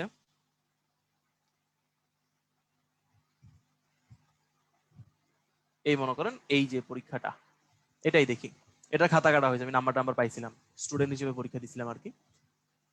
সিমিলার কোশ্চেন, এই যে প্রশ্ন, এই প্রশ্নতে মনে করেন কোন এক ভদ্রলোক ছবিতে লোক উত্তর দিয়েছেন, নাম্বার ছিল 5, উনি পেয়েছেন 2.5, এবং ওনার ভুলগুলো কোথায় কোথায় এগুলো কিন্তু দেখানো আছে, যে বানান ভুল হয়েছে, দেন চিত্রটা চিহ্নিত করা হয় নাই, দেন বেশ কিছু বানান ভুল হয়েছে। এইভাবে কিন্তু তার উত্তরে কোন জায়গায় ভুল আছে সেগুলো সবগুলো দেয়া আছে। ঠিক আছে, আচ্ছা এবার একটু উপরে যাই, একটা ইনস্ট্রাকশন পেয়ে যাবেন এখানে, ইনস্ট্রাকশন আমি দেখাই দেই। আলটিমেটলি এই প্রশ্নটার জন্য কিছু নির্দেশনা দেয়া আছে। যেমন এই প্রশ্নটা আনসার করার সময় অবশ্যই অবস্থান থাকতে হবে, যে মানচিত্রের কোথায় বরেন্দ্র জাদুঘর সেটা কিন্তু দেখাতে হবে। অর্থনৈতিক এবং পরিবেশগত গুরুত্ব কি কি সেগুলো ব্যাখ্যা করতে হবে। এখন নাম্বার কোথায় কোথায় কাটা যায়, সর্বোচ্চ নাম্বার 4 আমরা বলে দিচ্ছি, কারণ 100% নাম্বার দেওয়া যায় না, 80% নাম্বার, ইট ক্যান চেঞ্জ। আমরা আপাতত ধরতেছি যে আমরা আপনাদেরকে 80% নাম্বার দিব। তো সর্বোচ্চ আপনি 4 পেতে পারতেন। এখন কোথায় কোথায় ভুল হলো, তথ্য উপাত্ত যদি সঠিকভাবে না থাকে 1 নাম্বার কাটা, বানান যদি 2টা 3টে বেশি ভুল হয় আরো 1 নাম্বার কাটা। তো 2 নাম্বার কাটা হওয়ার কথা ছিল কম্পারেটিভলি, তার জন্য এই যে এখানে এই যে দেখছেন, এই যে সবুজ কালি দিয়ে যেটা লেখা, এটা কিন্তু টিচার দিয়েছে। ঠিক আছে, এই যে কেন আপনার নাম্বার কাটা গেছে এরকম ব্যাখ্যাও কিন্তু এখানে দেয়া থাকবে। ওকে, তাহলে ওভারঅল উনি পেয়েছেন হলো 2.5, এবং 2.5 নাম্বারটা এখানে দেয়া হচ্ছে। ঠিক আছে, ইন কেস যদি আপনার কখনো মনে হয় যে না আমার তো আরেকটু বেশি পাওয়ার কথা ছিল, বা যে কমেন্ট আছে সেটা ভুল হয়েছে, আপনি এখানে রিকোয়েস্ট ফর রিভিউ দিতে পারেন। বাট ট্রাস্ট মি, যারা খাতা কাটেন তারা যথেষ্ট মানে মাথায় নিয়ে কাটেন আর কি, যেটা রিভিউ যদি রিভিউর জন্য আসে তাকে আবার কষ্ট করতে হবে, সো সেকেন্ড টাইম কষ্ট করার জন্য রাজি না, সে প্রথমবারই সর্বোচ্চ কনসেন্ট্রেশন দিয়ে খাতাটা কাটবে। সো রিকোয়েস্ট ফর রিভিউ খুবই ইমার্জেন্সি কেসে দিবেন, যে আপনার যদি মনে হয় যে না আপনার 5 পাওয়ার কথা আপনি 1 পাইছেন, আপনি দিতে পারেন। সেই ক্ষেত্রে আমরা খাতাটা আবারও মূল্যায়ন করব টিচার দিয়ে। বাট আপনার যদি মনে হয় 2.5 পাওয়ার কথা আপনাকে 2 দিছে, সেই ক্ষেত্রে রিকোয়েস্ট না করাই ভালো। চেষ্টা করবেন পরের বার যেন নাম্বারটা কম হয়। আর রিকোয়েস্ট হলেই যে আমরা আসলে সবগুলোতে নাম্বার বাড়াই দিব এমন কিন্তু না। রিকোয়েস্ট হলে আমরা এটাকে আবার বারবার চেক করবো যে আসলে কোনো সমস্যা আছে কিনা। সো রিকোয়েস্ট ফর রিভিউ এটা আপনাদের জন্য অপশন, যেহেতু আপনারা স্টুডেন্ট হিসেবে অবশ্যই বলতে পারেন যে আমার খাতায় সমস্যা আছে, আপনি এটা করতে পারেন। বাট দেখে শুনে করবেন, কারণ প্রপার ইনস্ট্রাকশন এখানে দেয়া থাকে যে আপনার ভুলগুলো কোথায় কোথায়। সো বেটার হলো নিজের ভুলগুলো বের করে সেখান থেকে শিক্ষা নেওয়া। এই হলো মোটামুটি পরীক্ষার স্টাইল। ক্লাস তো অলরেডি জানেন যে ক্লাস এখানে দেয়া থাকে, লেকচার এখানে দেয়া থাকে। আপকামিং লেকচারের জায়গায় যদি পাস্ট লেকচার দিয়ে দেন, যে ক্লাসগুলো হয়ে গিয়েছে সেগুলো দেখতে পারবেন।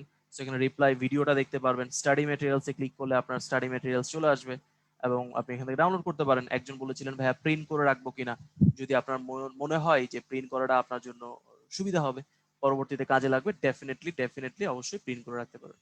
সো অ্যানোটেড ক্লাস নোট এটাও পেয়ে যাচ্ছেন। আর কোয়েশ্চেন ব্যাংক নিয়ে যদি একটু বলি, কোয়েশ্চেন ব্যাংক হলো বিগত বছরের সকল প্রশ্ন এখানে দেয়া আছে। আপনি বলতে পারেন যে প্রিলি কোয়েশ্চেন দিয়ে আমার কাজটা কি, প্রিলির কোয়েশ্চেন গুলো কিন্তু পরবর্তীতে রিটেনে চলে আসে। তো আপনার কোনোদিন হয়তো বা মনে হলো যে আমি একটু চেক করে দেখি পারি কিনা বা মনে আছে কিনা, আপনি এখানে চেক করতে পারবেন। রিটেনের প্রশ্নগুলো আপলোড করা হচ্ছে, কিছুদিনের মধ্যেই পেয়ে যাবেন। আর আমাদের সবচেয়ে গুরুত্বপূর্ণ যেটা ফিচার আমরা বলে থাকি আর কি, সেটা হলো মান্থলি অ্যাফেয়ার্স। প্রতি মাসে কি কি ঘটনা ঘটছে সেটা কিন্তু আমরা এখানে দিয়ে দিই। মনে করেন এখন মার্চ মাসের ঘটনাগুলো আপনি জানতে যাচ্ছেন, বাংলাদেশ বিষয়াবলী, তো এখানে কিন্তু কালানুক্রমিক ভাবেই সব ইনফরমেশন দেয়া আছে। আপনি এক নজরে গুরুত্বপূর্ণ ইনফরমেশন গুলো দেখে নিতে পারেন। এখন এখান থেকে কেউ আবার নেগেটিভ কোনো ইনফরমেশন আমাদের কাছ থেকে নিয়েন না, যে যেহেতু এক মাস পরে উত্তরণ দিয়ে দিবে, আমি আর সংবাদপত্র পড়ে কি করব। দুই জিনিস, সংবাদপত্র আপনাকে পড়তে হবে। আপনি রেগুলার সংবাদপত্র যদি পড়েন, তাহলে আপনার যে সুবিধাটা হবে সেটা হলো আপনি আপ টু ডেট থাকবেন, যে গত সপ্তাহে কি হয়েছে, দেশের অবস্থা কেমন, বিদেশে কি হচ্ছে, that is up to date. আর লাস্টের এক মাস পরে গিয়ে এটা দেখে নিবেন যে আচ্ছা ঠিক আছে এগুলো ঘটছিল, এটা প্রিন্ট করে রাখতে পারেন বা কপি করে রাখতে পারেন। বাট সংবাদপত্রের আসলে কোনো কি বলে রিপ্লেসমেন্ট নাই। নোটিস এন্ড নিউজ ওয়েবসাইট থেকে পেয়ে যাবেন, যে কোনো ধরনের নোটিশ সেখানে পেয়ে যাবেন। আমরা চেষ্টা করি এটা রেগুলার আপ টু ডেট রাখার জন্য।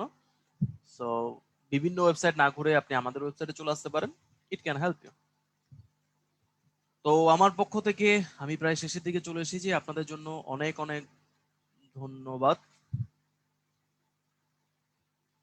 আর যদি কেউ ওইখানে যারা আছেন টেকনিক্যাল টিমে, আমাদের সাপোর্টিং টিমে যারা আছেন, তারা যদি কেউ কিছু বলতে চান আপনারা অ্যাড করতে পারেন। আর আপনাদের জন্য স্পেসিফিক কোনো প্রশ্ন থাকলে আপনারা চ্যাট বক্স এবং কিউ&এ তে বলতে পারেন, আমরা দেখে দেখে উত্তর দিয়ে দিতে পারি যদি না খুব গুরুত্বপূর্ণ হয়।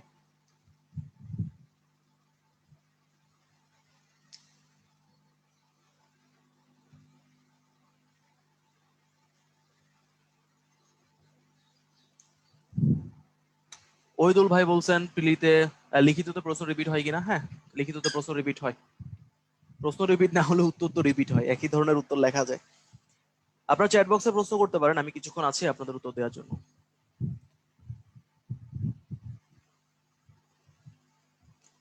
শরীফুল ভাই বলছেন যে সময় শেষ হওয়ার 5 মিনিট আগে অ্যালার্ম চালু করা যায় কিনা। আপনাকে তো অলরেডি দেখাচ্ছে সময় শেষেরটা, অ্যালার্ম কেন লাগবে।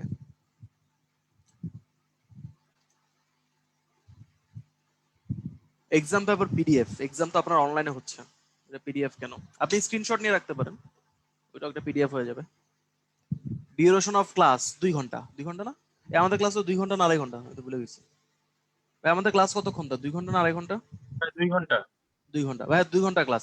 যদিও আমাদের কোনোদিন মনে হয় না আমরা 2 ঘন্টা ক্লাস শেষ করতে পারি, একটু বেশি লাগে। বাট ক্লাস আমরা ধরে রাখি 2 ঘন্টা, একটু বেশি লাগে, 2 ঘন্টা 10-15 মিনিট লাগে। আচ্ছা, সাকিব ভাই বলছেন লেকচার শিট ছাড়া কিভাবে পড়া শুরু করবো। খুবই গুরুত্বপূর্ণ প্রশ্ন। আরে শুরু করেন, এত টেনশন করেন কেন, লেকচার শিট পেয়ে যাবেন। কয়েকটা হ্যান্ড রেজ নেব কিনা? হ্যান্ডেস নিয়ে কি করবেন? আচ্ছা নেন, বলবেন, কথা বলতে চাক, বলি একটু কথা। আব্দুর রহিম ভাই বলছে ক্লাস কি প্রতিদিন? না ভাইয়া, ক্লাস রুটিন দেওয়া আছে, রুটিন অনুযায়ী ক্লাস হবে। নাজিফ ভাই বলেছেন পরীক্ষায় ক্যালকুলেটর ব্যবহার করা যাবে কিনা। ইয়েস, শুধুমাত্র ম্যাথ পরীক্ষায়, মেন্টাল এবিলিটিতে কিন্তু ক্যালকুলেটর ব্যবহার করা যাবে না। আর ম্যাথ পরীক্ষায় যেটা যাবে সেটা কিন্তু সাধারণ ক্যালকুলেটর, সাইন্টিফিক না, জেনারেল ক্যালকুলেটর। বদরুল ভাই বলছেন এক্সাম শেষ হলে অটো সাবমিট হয়ে যাবে কিনা। হ্যাঁ, অটো সাবমিট হবে, কিন্তু ছবিগুলো তো আপনাকে ক্লিক করতে হবে, ছবি ক্লিক করলে অটো সাবমিট হয়ে যাবে, ডোন্ট ওয়ারি।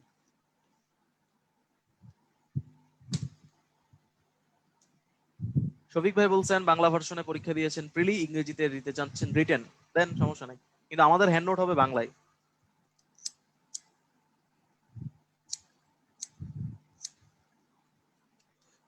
আসলে একটা ভুল ধারণা অনেকের আছে যে ইংরেজি ভার্সনে পরীক্ষা দিলে মনে হয় ফরেন ক্যাডার ব্যাডমিন্টন পাওয়া যায়, এটা কিন্তু ভুল। That's not true. যে ফার্স্ট সেকেন্ড হয় সেও কিন্তু ইংরেজিতে দেয়, তার কোনো গ্যারান্টি নেই। আচ্ছা, আরেকটা ইনফরমেশন, যে মেন্টাল এবিলিটি যেটা, সেটা কিন্তু অবশ্যই প্রিলির মতোই, এটা কিন্তু আবার লিখিত না, সেটা প্রিলির মতোই পরীক্ষা হবে। আমাদের এখানেও প্রিলির মতো পরীক্ষা হবে।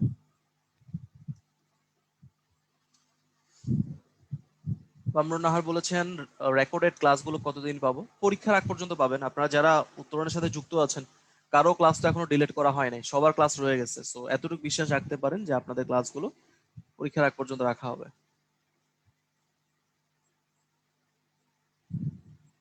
রেদওয়ান বলেছেন তথ্যসূত্র কোথায় দিবেন? আপনি যেখানে তথ্য ব্যবহার করেছেন তার নিচে, একটা চার্ট বা ডাটা মনে করেন লিখলেন বা গ্রাফ ব্যবহার করলেন, তার নিচে।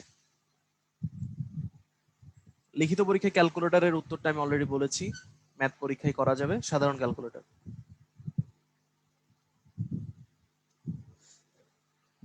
আচ্ছা, রিটেন ইংলিশ দেওয়াটা কোনো সমস্যা না, যে কোনো কেউ ইংলিশে দিতে পারেন, সমস্যা নেই।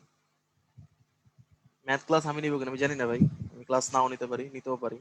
কোন ক্লাস নিব স্পেসিফিকলি বলা যাচ্ছে না। শুধু পরীক্ষার ব্যাচে ভর্তি হতে পারবেন কিনা শফিক ভাই জিজ্ঞেস করছেন। জি ভাইয়া, শুধু পরীক্ষার ব্যাচে ভর্তি হতে পারবেন। আচ্ছা, কারো কি মাইক্রোফোন অন করবেন? মানে চাইলে ওরা প্রশ্ন করতে পারে। আপনি যদি চান ভাই। ও, আমি করব? আচ্ছা, কারো না, যদি আপনি যদি বলেন আর কি, তাইলে অনুমতি করেন দিলে আর কি। করেন।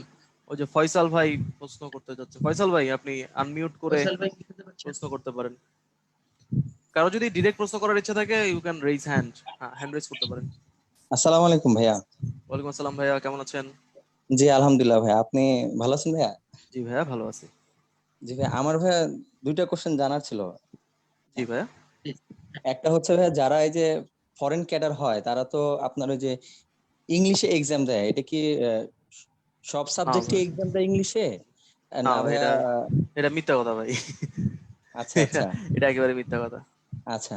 আর একটা হচ্ছে ভাইয়া, আমি তো আপনার জেনারেল ক্যাডার আর কি অ্যাপ্লাই করেছি, তো আমি কি এখন চাইলে আহ, কোন কোন বিষয় ইংলিশে দিতে পারবো?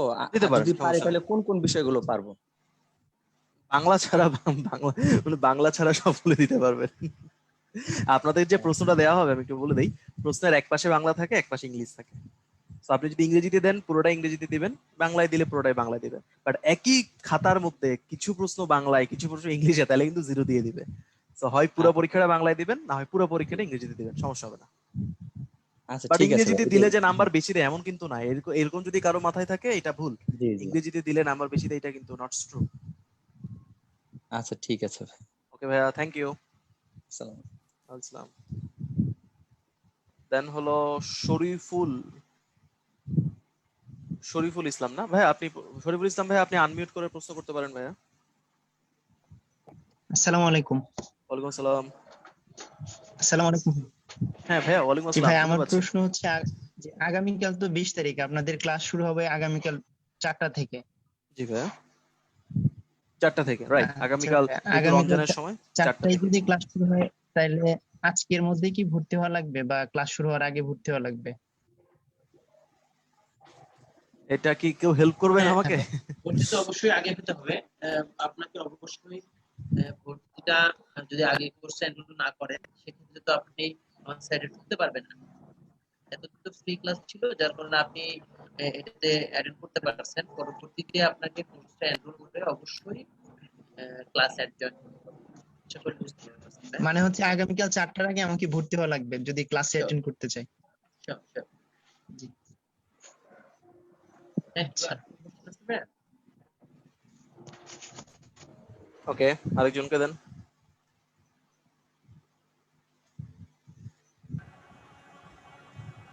আসসালামু আলাইকুম ভাইয়া। ওয়ালাইকুম আসসালাম ভাইয়া।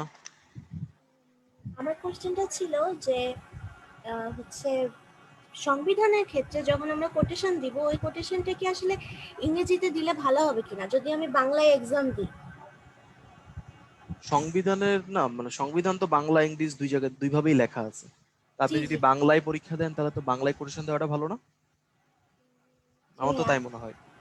আরেকটা কোশ্চেন হচ্ছে যে বিজ্ঞানের ক্ষেত্রে হচ্ছে আমাদেরকে বলা হলো যে পেন্সিল দিয়ে ছবিটা আঁকালে ভালো হয়, বা অন্যান্য সাবজেক্টের ক্ষেত্রে ছবিটা পেন্সিলে দিলে ভালো হয়, but isn't it like that যে আমি যদি কলম দিয়ে করি তাহলে স্যারের মনে হবে যে ও অনেক বেশি প্র্যাকটিসড, ওর কোনো ভুল হবে না, কনফিডেন্স আছে বিধায় না না, সে। এটা আমি একটু ছোট করে বলি। মানে এর মূল কারণ, পেন্সিল দিয়ে বলার কারণ হলো, ইটস ট্রু, আপনি যদি খুব বেশি কনফিডেন্ট হন যে আপনি একবার আঁকতে পারেন, আপনি আঁকতে পারেন। কিন্তু পেন্সিলের কালিটা কিন্তু ছড়ায় না, মানে কলমের কালিটা তো ছড়ায়, এটা মনে হয় জানেন। অনেকদিন যদি রেখে দেন কলমের কালিটা কিন্তু ছড়াই যায়, পেন্সিলের কালে কিন্তু কম্পারেটিভলি একটু কম ছড়ায়। মানে আপনার চিত্রটা যত সুন্দর পেন্সিল দিয়ে হবে, কলম দিয়ে হয়তো এত সুন্দর নাও হতে পারে। বাট আঁকলে কোনো সমস্যা নেই, এটা কোনো সমস্যা না, জাস্ট একটু সুন্দর করার জন্য বা কোনো জায়গায় ভুল হলে আপনি মুছে আবার নতুন করে আঁকতে পারেন, এই জন্য বলা। ওকে ভাইয়া, থ্যাংক ইউ। ওকে, আরেকজনকে দেন।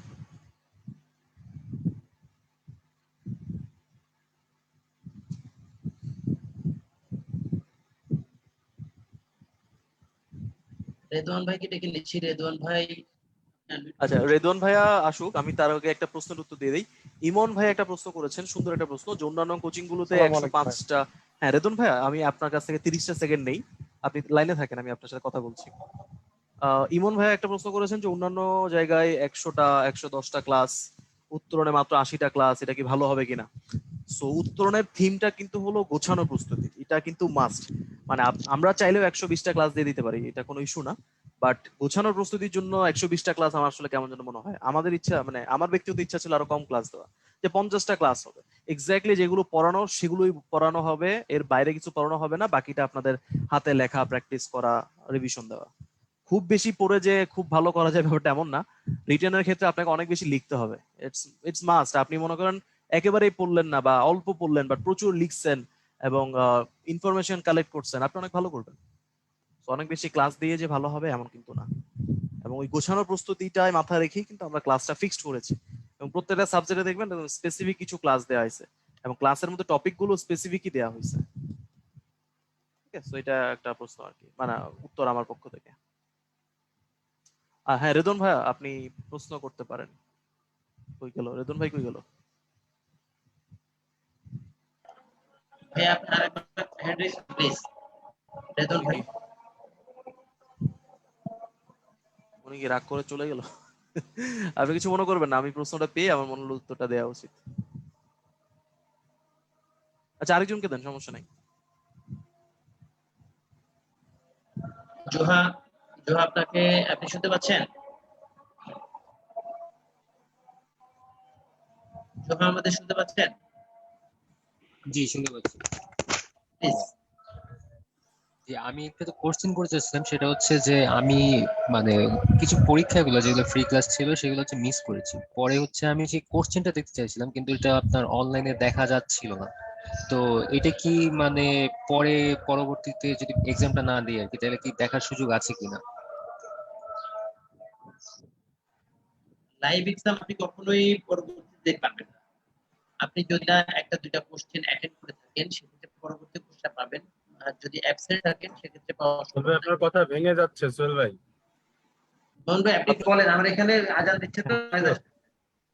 আহ, আপনি যদি কোনো পরীক্ষাতে অ্যাটেন্ড না করেন, সেক্ষেত্রে আসলে আপনি পরবর্তীতে কোশ্চেনটা ভিউ করতে পারবেন না। আপনাকে কোশ্চেন ভিউ করতে হলে অবশ্যই অবশ্যই এক্সামে অ্যাটেন্ড করতে হবে। আপনি যদি সময় নাও পান, শুধু অ্যাটেন্ড করে বের হয়ে যেতে হবে, তাহলেও আপনি আমি পরবর্তীতে। আমি একটু ছোট করে বলি জোহা ভাই, আপনাকে আপনার যে প্রশ্নটা ছিল আর কি, মানে আমরা এখন আর বিশ্বাস করি আর কি যে কিছু জিনিস আসলে একটু চাপ দেওয়া উচিত, মানে কিছু ক্ষেত্রে চাপটা দেওয়াটা খুব গুরুত্বপূর্ণ। আপনার হয়তো যে প্রবলেমটা হচ্ছে যে আপনি সময় মতো পরীক্ষাটা দিতে পারেন নাই, আমরা বলি ইটস ওকে, আপনি পরীক্ষা দিতে পারলেন না, ব্যস্ততা থাকতেই পারে, এটা কোনো ইস্যু না। বাট আপনি ওই যে ঘন্টাটা, মানে আমাদের পরীক্ষাটা তো 12-14 ঘন্টা ধরে একটা লং টাইম, মানে এই দীর্ঘ সময়ের মধ্যে আপনি যে কোনো 1 মিনিটের জন্য ওয়েবসাইটে ঢুকেন, অংশ নিয়ে বের হয়ে যান, আপনাকে পরীক্ষা দিতে হবে না, জাস্ট পরীক্ষায় ঢুকে বের হয়ে যান, তাহলে আপনি প্রশ্নটা পাবেন। কিন্তু আপনি যদি 12 ঘন্টার মধ্যে 1 মিনিট সময় না পান, যে আমি ওখানে ঢুকতেই পারলাম না, তাহলে এটা আমাদের জন্য আসলে ব্যাড নিউজ আর কি, যে তাহলে আমরা প্রশ্নটা আপনি আর পাবেন না। এটা আমরা ইচ্ছা করেই করেছি যে লাইভ এক্সাম দেওয়ার যে মানে উত্তেজনাটা, সেটা যেন অবশ্যই বজায় থাকে। মানুষ ব্যস্ত থাকতেই পারে, সেই ক্ষেত্রে আমরা রেখেছি যে অবশ্যই উনি যদি পরীক্ষা দিতে না পারে, জাস্ট অ্যাটেন্ড করে বের হয়ে যাক, ওনার কাছে প্রশ্ন, ইনফরমেশন, তথ্য সবই চলে আসবে। কিন্তু ঢুকতে হবে ভাই, এটা আমরা জোর করেই বলতেছি, যেন আপনার রেগুলারিটিটা মেনটেন হয়। আহ এক ধরনের চাপ বলতে পারেন, বাট ইয়েস, আমরা এই চাপটা দিতে আগ্রহী, আমরা চাই চাপ দিয়েও যদি কেউ ভালো কিছু করুক সেটা ভালো। আশা করছি আপনার বুঝাতে পেরেছি আর কি। জি হ্যাঁ, ধন্যবাদ। ওকে ভাইয়া, থ্যাংক ইউ। আমরা কি শেষ করব? আপনার যদি কিছু বলার থাকে বলে দেন, আমি আমার পক্ষ থেকে শেষ করে দেই। ধন্যবাদ ভাইয়াকে। আপনাদের জন্য অনেক অনেক শুভকামনা। রিটেনের প্রস্তুতির ক্ষেত্রে আবারও বলে রাখি, রিটেন কিন্তু লেখার খেলা, যত বেশি লিখবেন তত বেশি কাজে লাগবে। এবং সো প্রতিদিন পড়ার সাথে সাথে লেখারও প্র্যাকটিস করবেন। আর ভালো থাকবেন, মনে সাহস রাখবেন। আর যে স্বপ্নটা দেখছেন স্বপ্নটার নিয়তটা ভালো রাখবেন, ভালো মানুষ হওয়ার চেষ্টা করবেন। সবাইকে ধন্যবাদ। ভাইয়াকে সুন্দরভাবে মোটিভেশন দেওয়ার জন্য। তো আগামীকাল থেকে আপনাদের ক্লাস শুরু হয়ে যাচ্ছে। আগামীকাল রমজান উপলক্ষে ক্লাসটা 7টার পরিবর্তে 4টার সময় অনুষ্ঠিত হবে। আগামীকাল হচ্ছে ইন্টারন্যাশনাল অ্যাফেয়ার্স 1 ক্লাস। তো আপনারা আমাদের ওয়েবসাইটে কিভাবে রুটিনটা দেখতে হবে এটাও ভাইয়া দেখিয়ে দিয়েছে, আপনারা ওইখান থেকে সিলেবাসটাও দেখে নিতে পারেন কি ক্লাস হবে। আর সব থেকে একটা মজার বিষয় হচ্ছে আগামীকাল পর্যন্ত কিন্তু আমাদের ভর্তি হইতে একটা ছাড়ের অপশন রাখা হয়েছে। ফুল কোর্স যেটা ফুল ক্লাস এবং এক্সাম সহ যেটা, সেটার পেমেন্ট হচ্ছে আমাদের 10,000 টাকা, সেখান থেকে 2,000 টাকা ছাড়ে আগামীকাল পর্যন্ত আপনি ভর্তি হইতে পারবেন। আর আরেকটা বিষয় হচ্ছে যে আপনি শুধু ক্লাস, যদি দেখা যাচ্ছে যে আপনি ক্লাস করতে চান না, শুধু এক্সাম মানে ক্লাস ছাড়া যাবতীয় সার্ভিস ম্যাটেরিয়ালস প্লাস পরীক্ষাগুলো দিতে চান, সেক্ষেত্রে আপনি সেই অপশনটাও পাচ্ছেন। এটার জন্য আপনাকে 6,000 টাকা পেমেন্ট করতে 6,000 টাকা পেমেন্ট ধরা হয়েছে, সেখান থেকে 1,000 টাকা ছাড় পাচ্ছেন। তো আর দেরি না করে আমরা দ্রুত ভর্তি হয়ে যাই, আগামীকাল যেহেতু ক্লাস শুরু হয়ে যাচ্ছে। লেট করে ভর্তি হলে শেষে দেখা যাবে যে আমাদের লাইভ ক্লাস বা লাইভ এক্সাম গুলো আপনি মিস করে ফেলবেন। তো সবাই ভালো থাকবেন, ইনশাল্লাহ আগামীকাল ক্লাসে দেখা হবে। তো আল্লাহ হাফেজ, এ পর্যন্ত।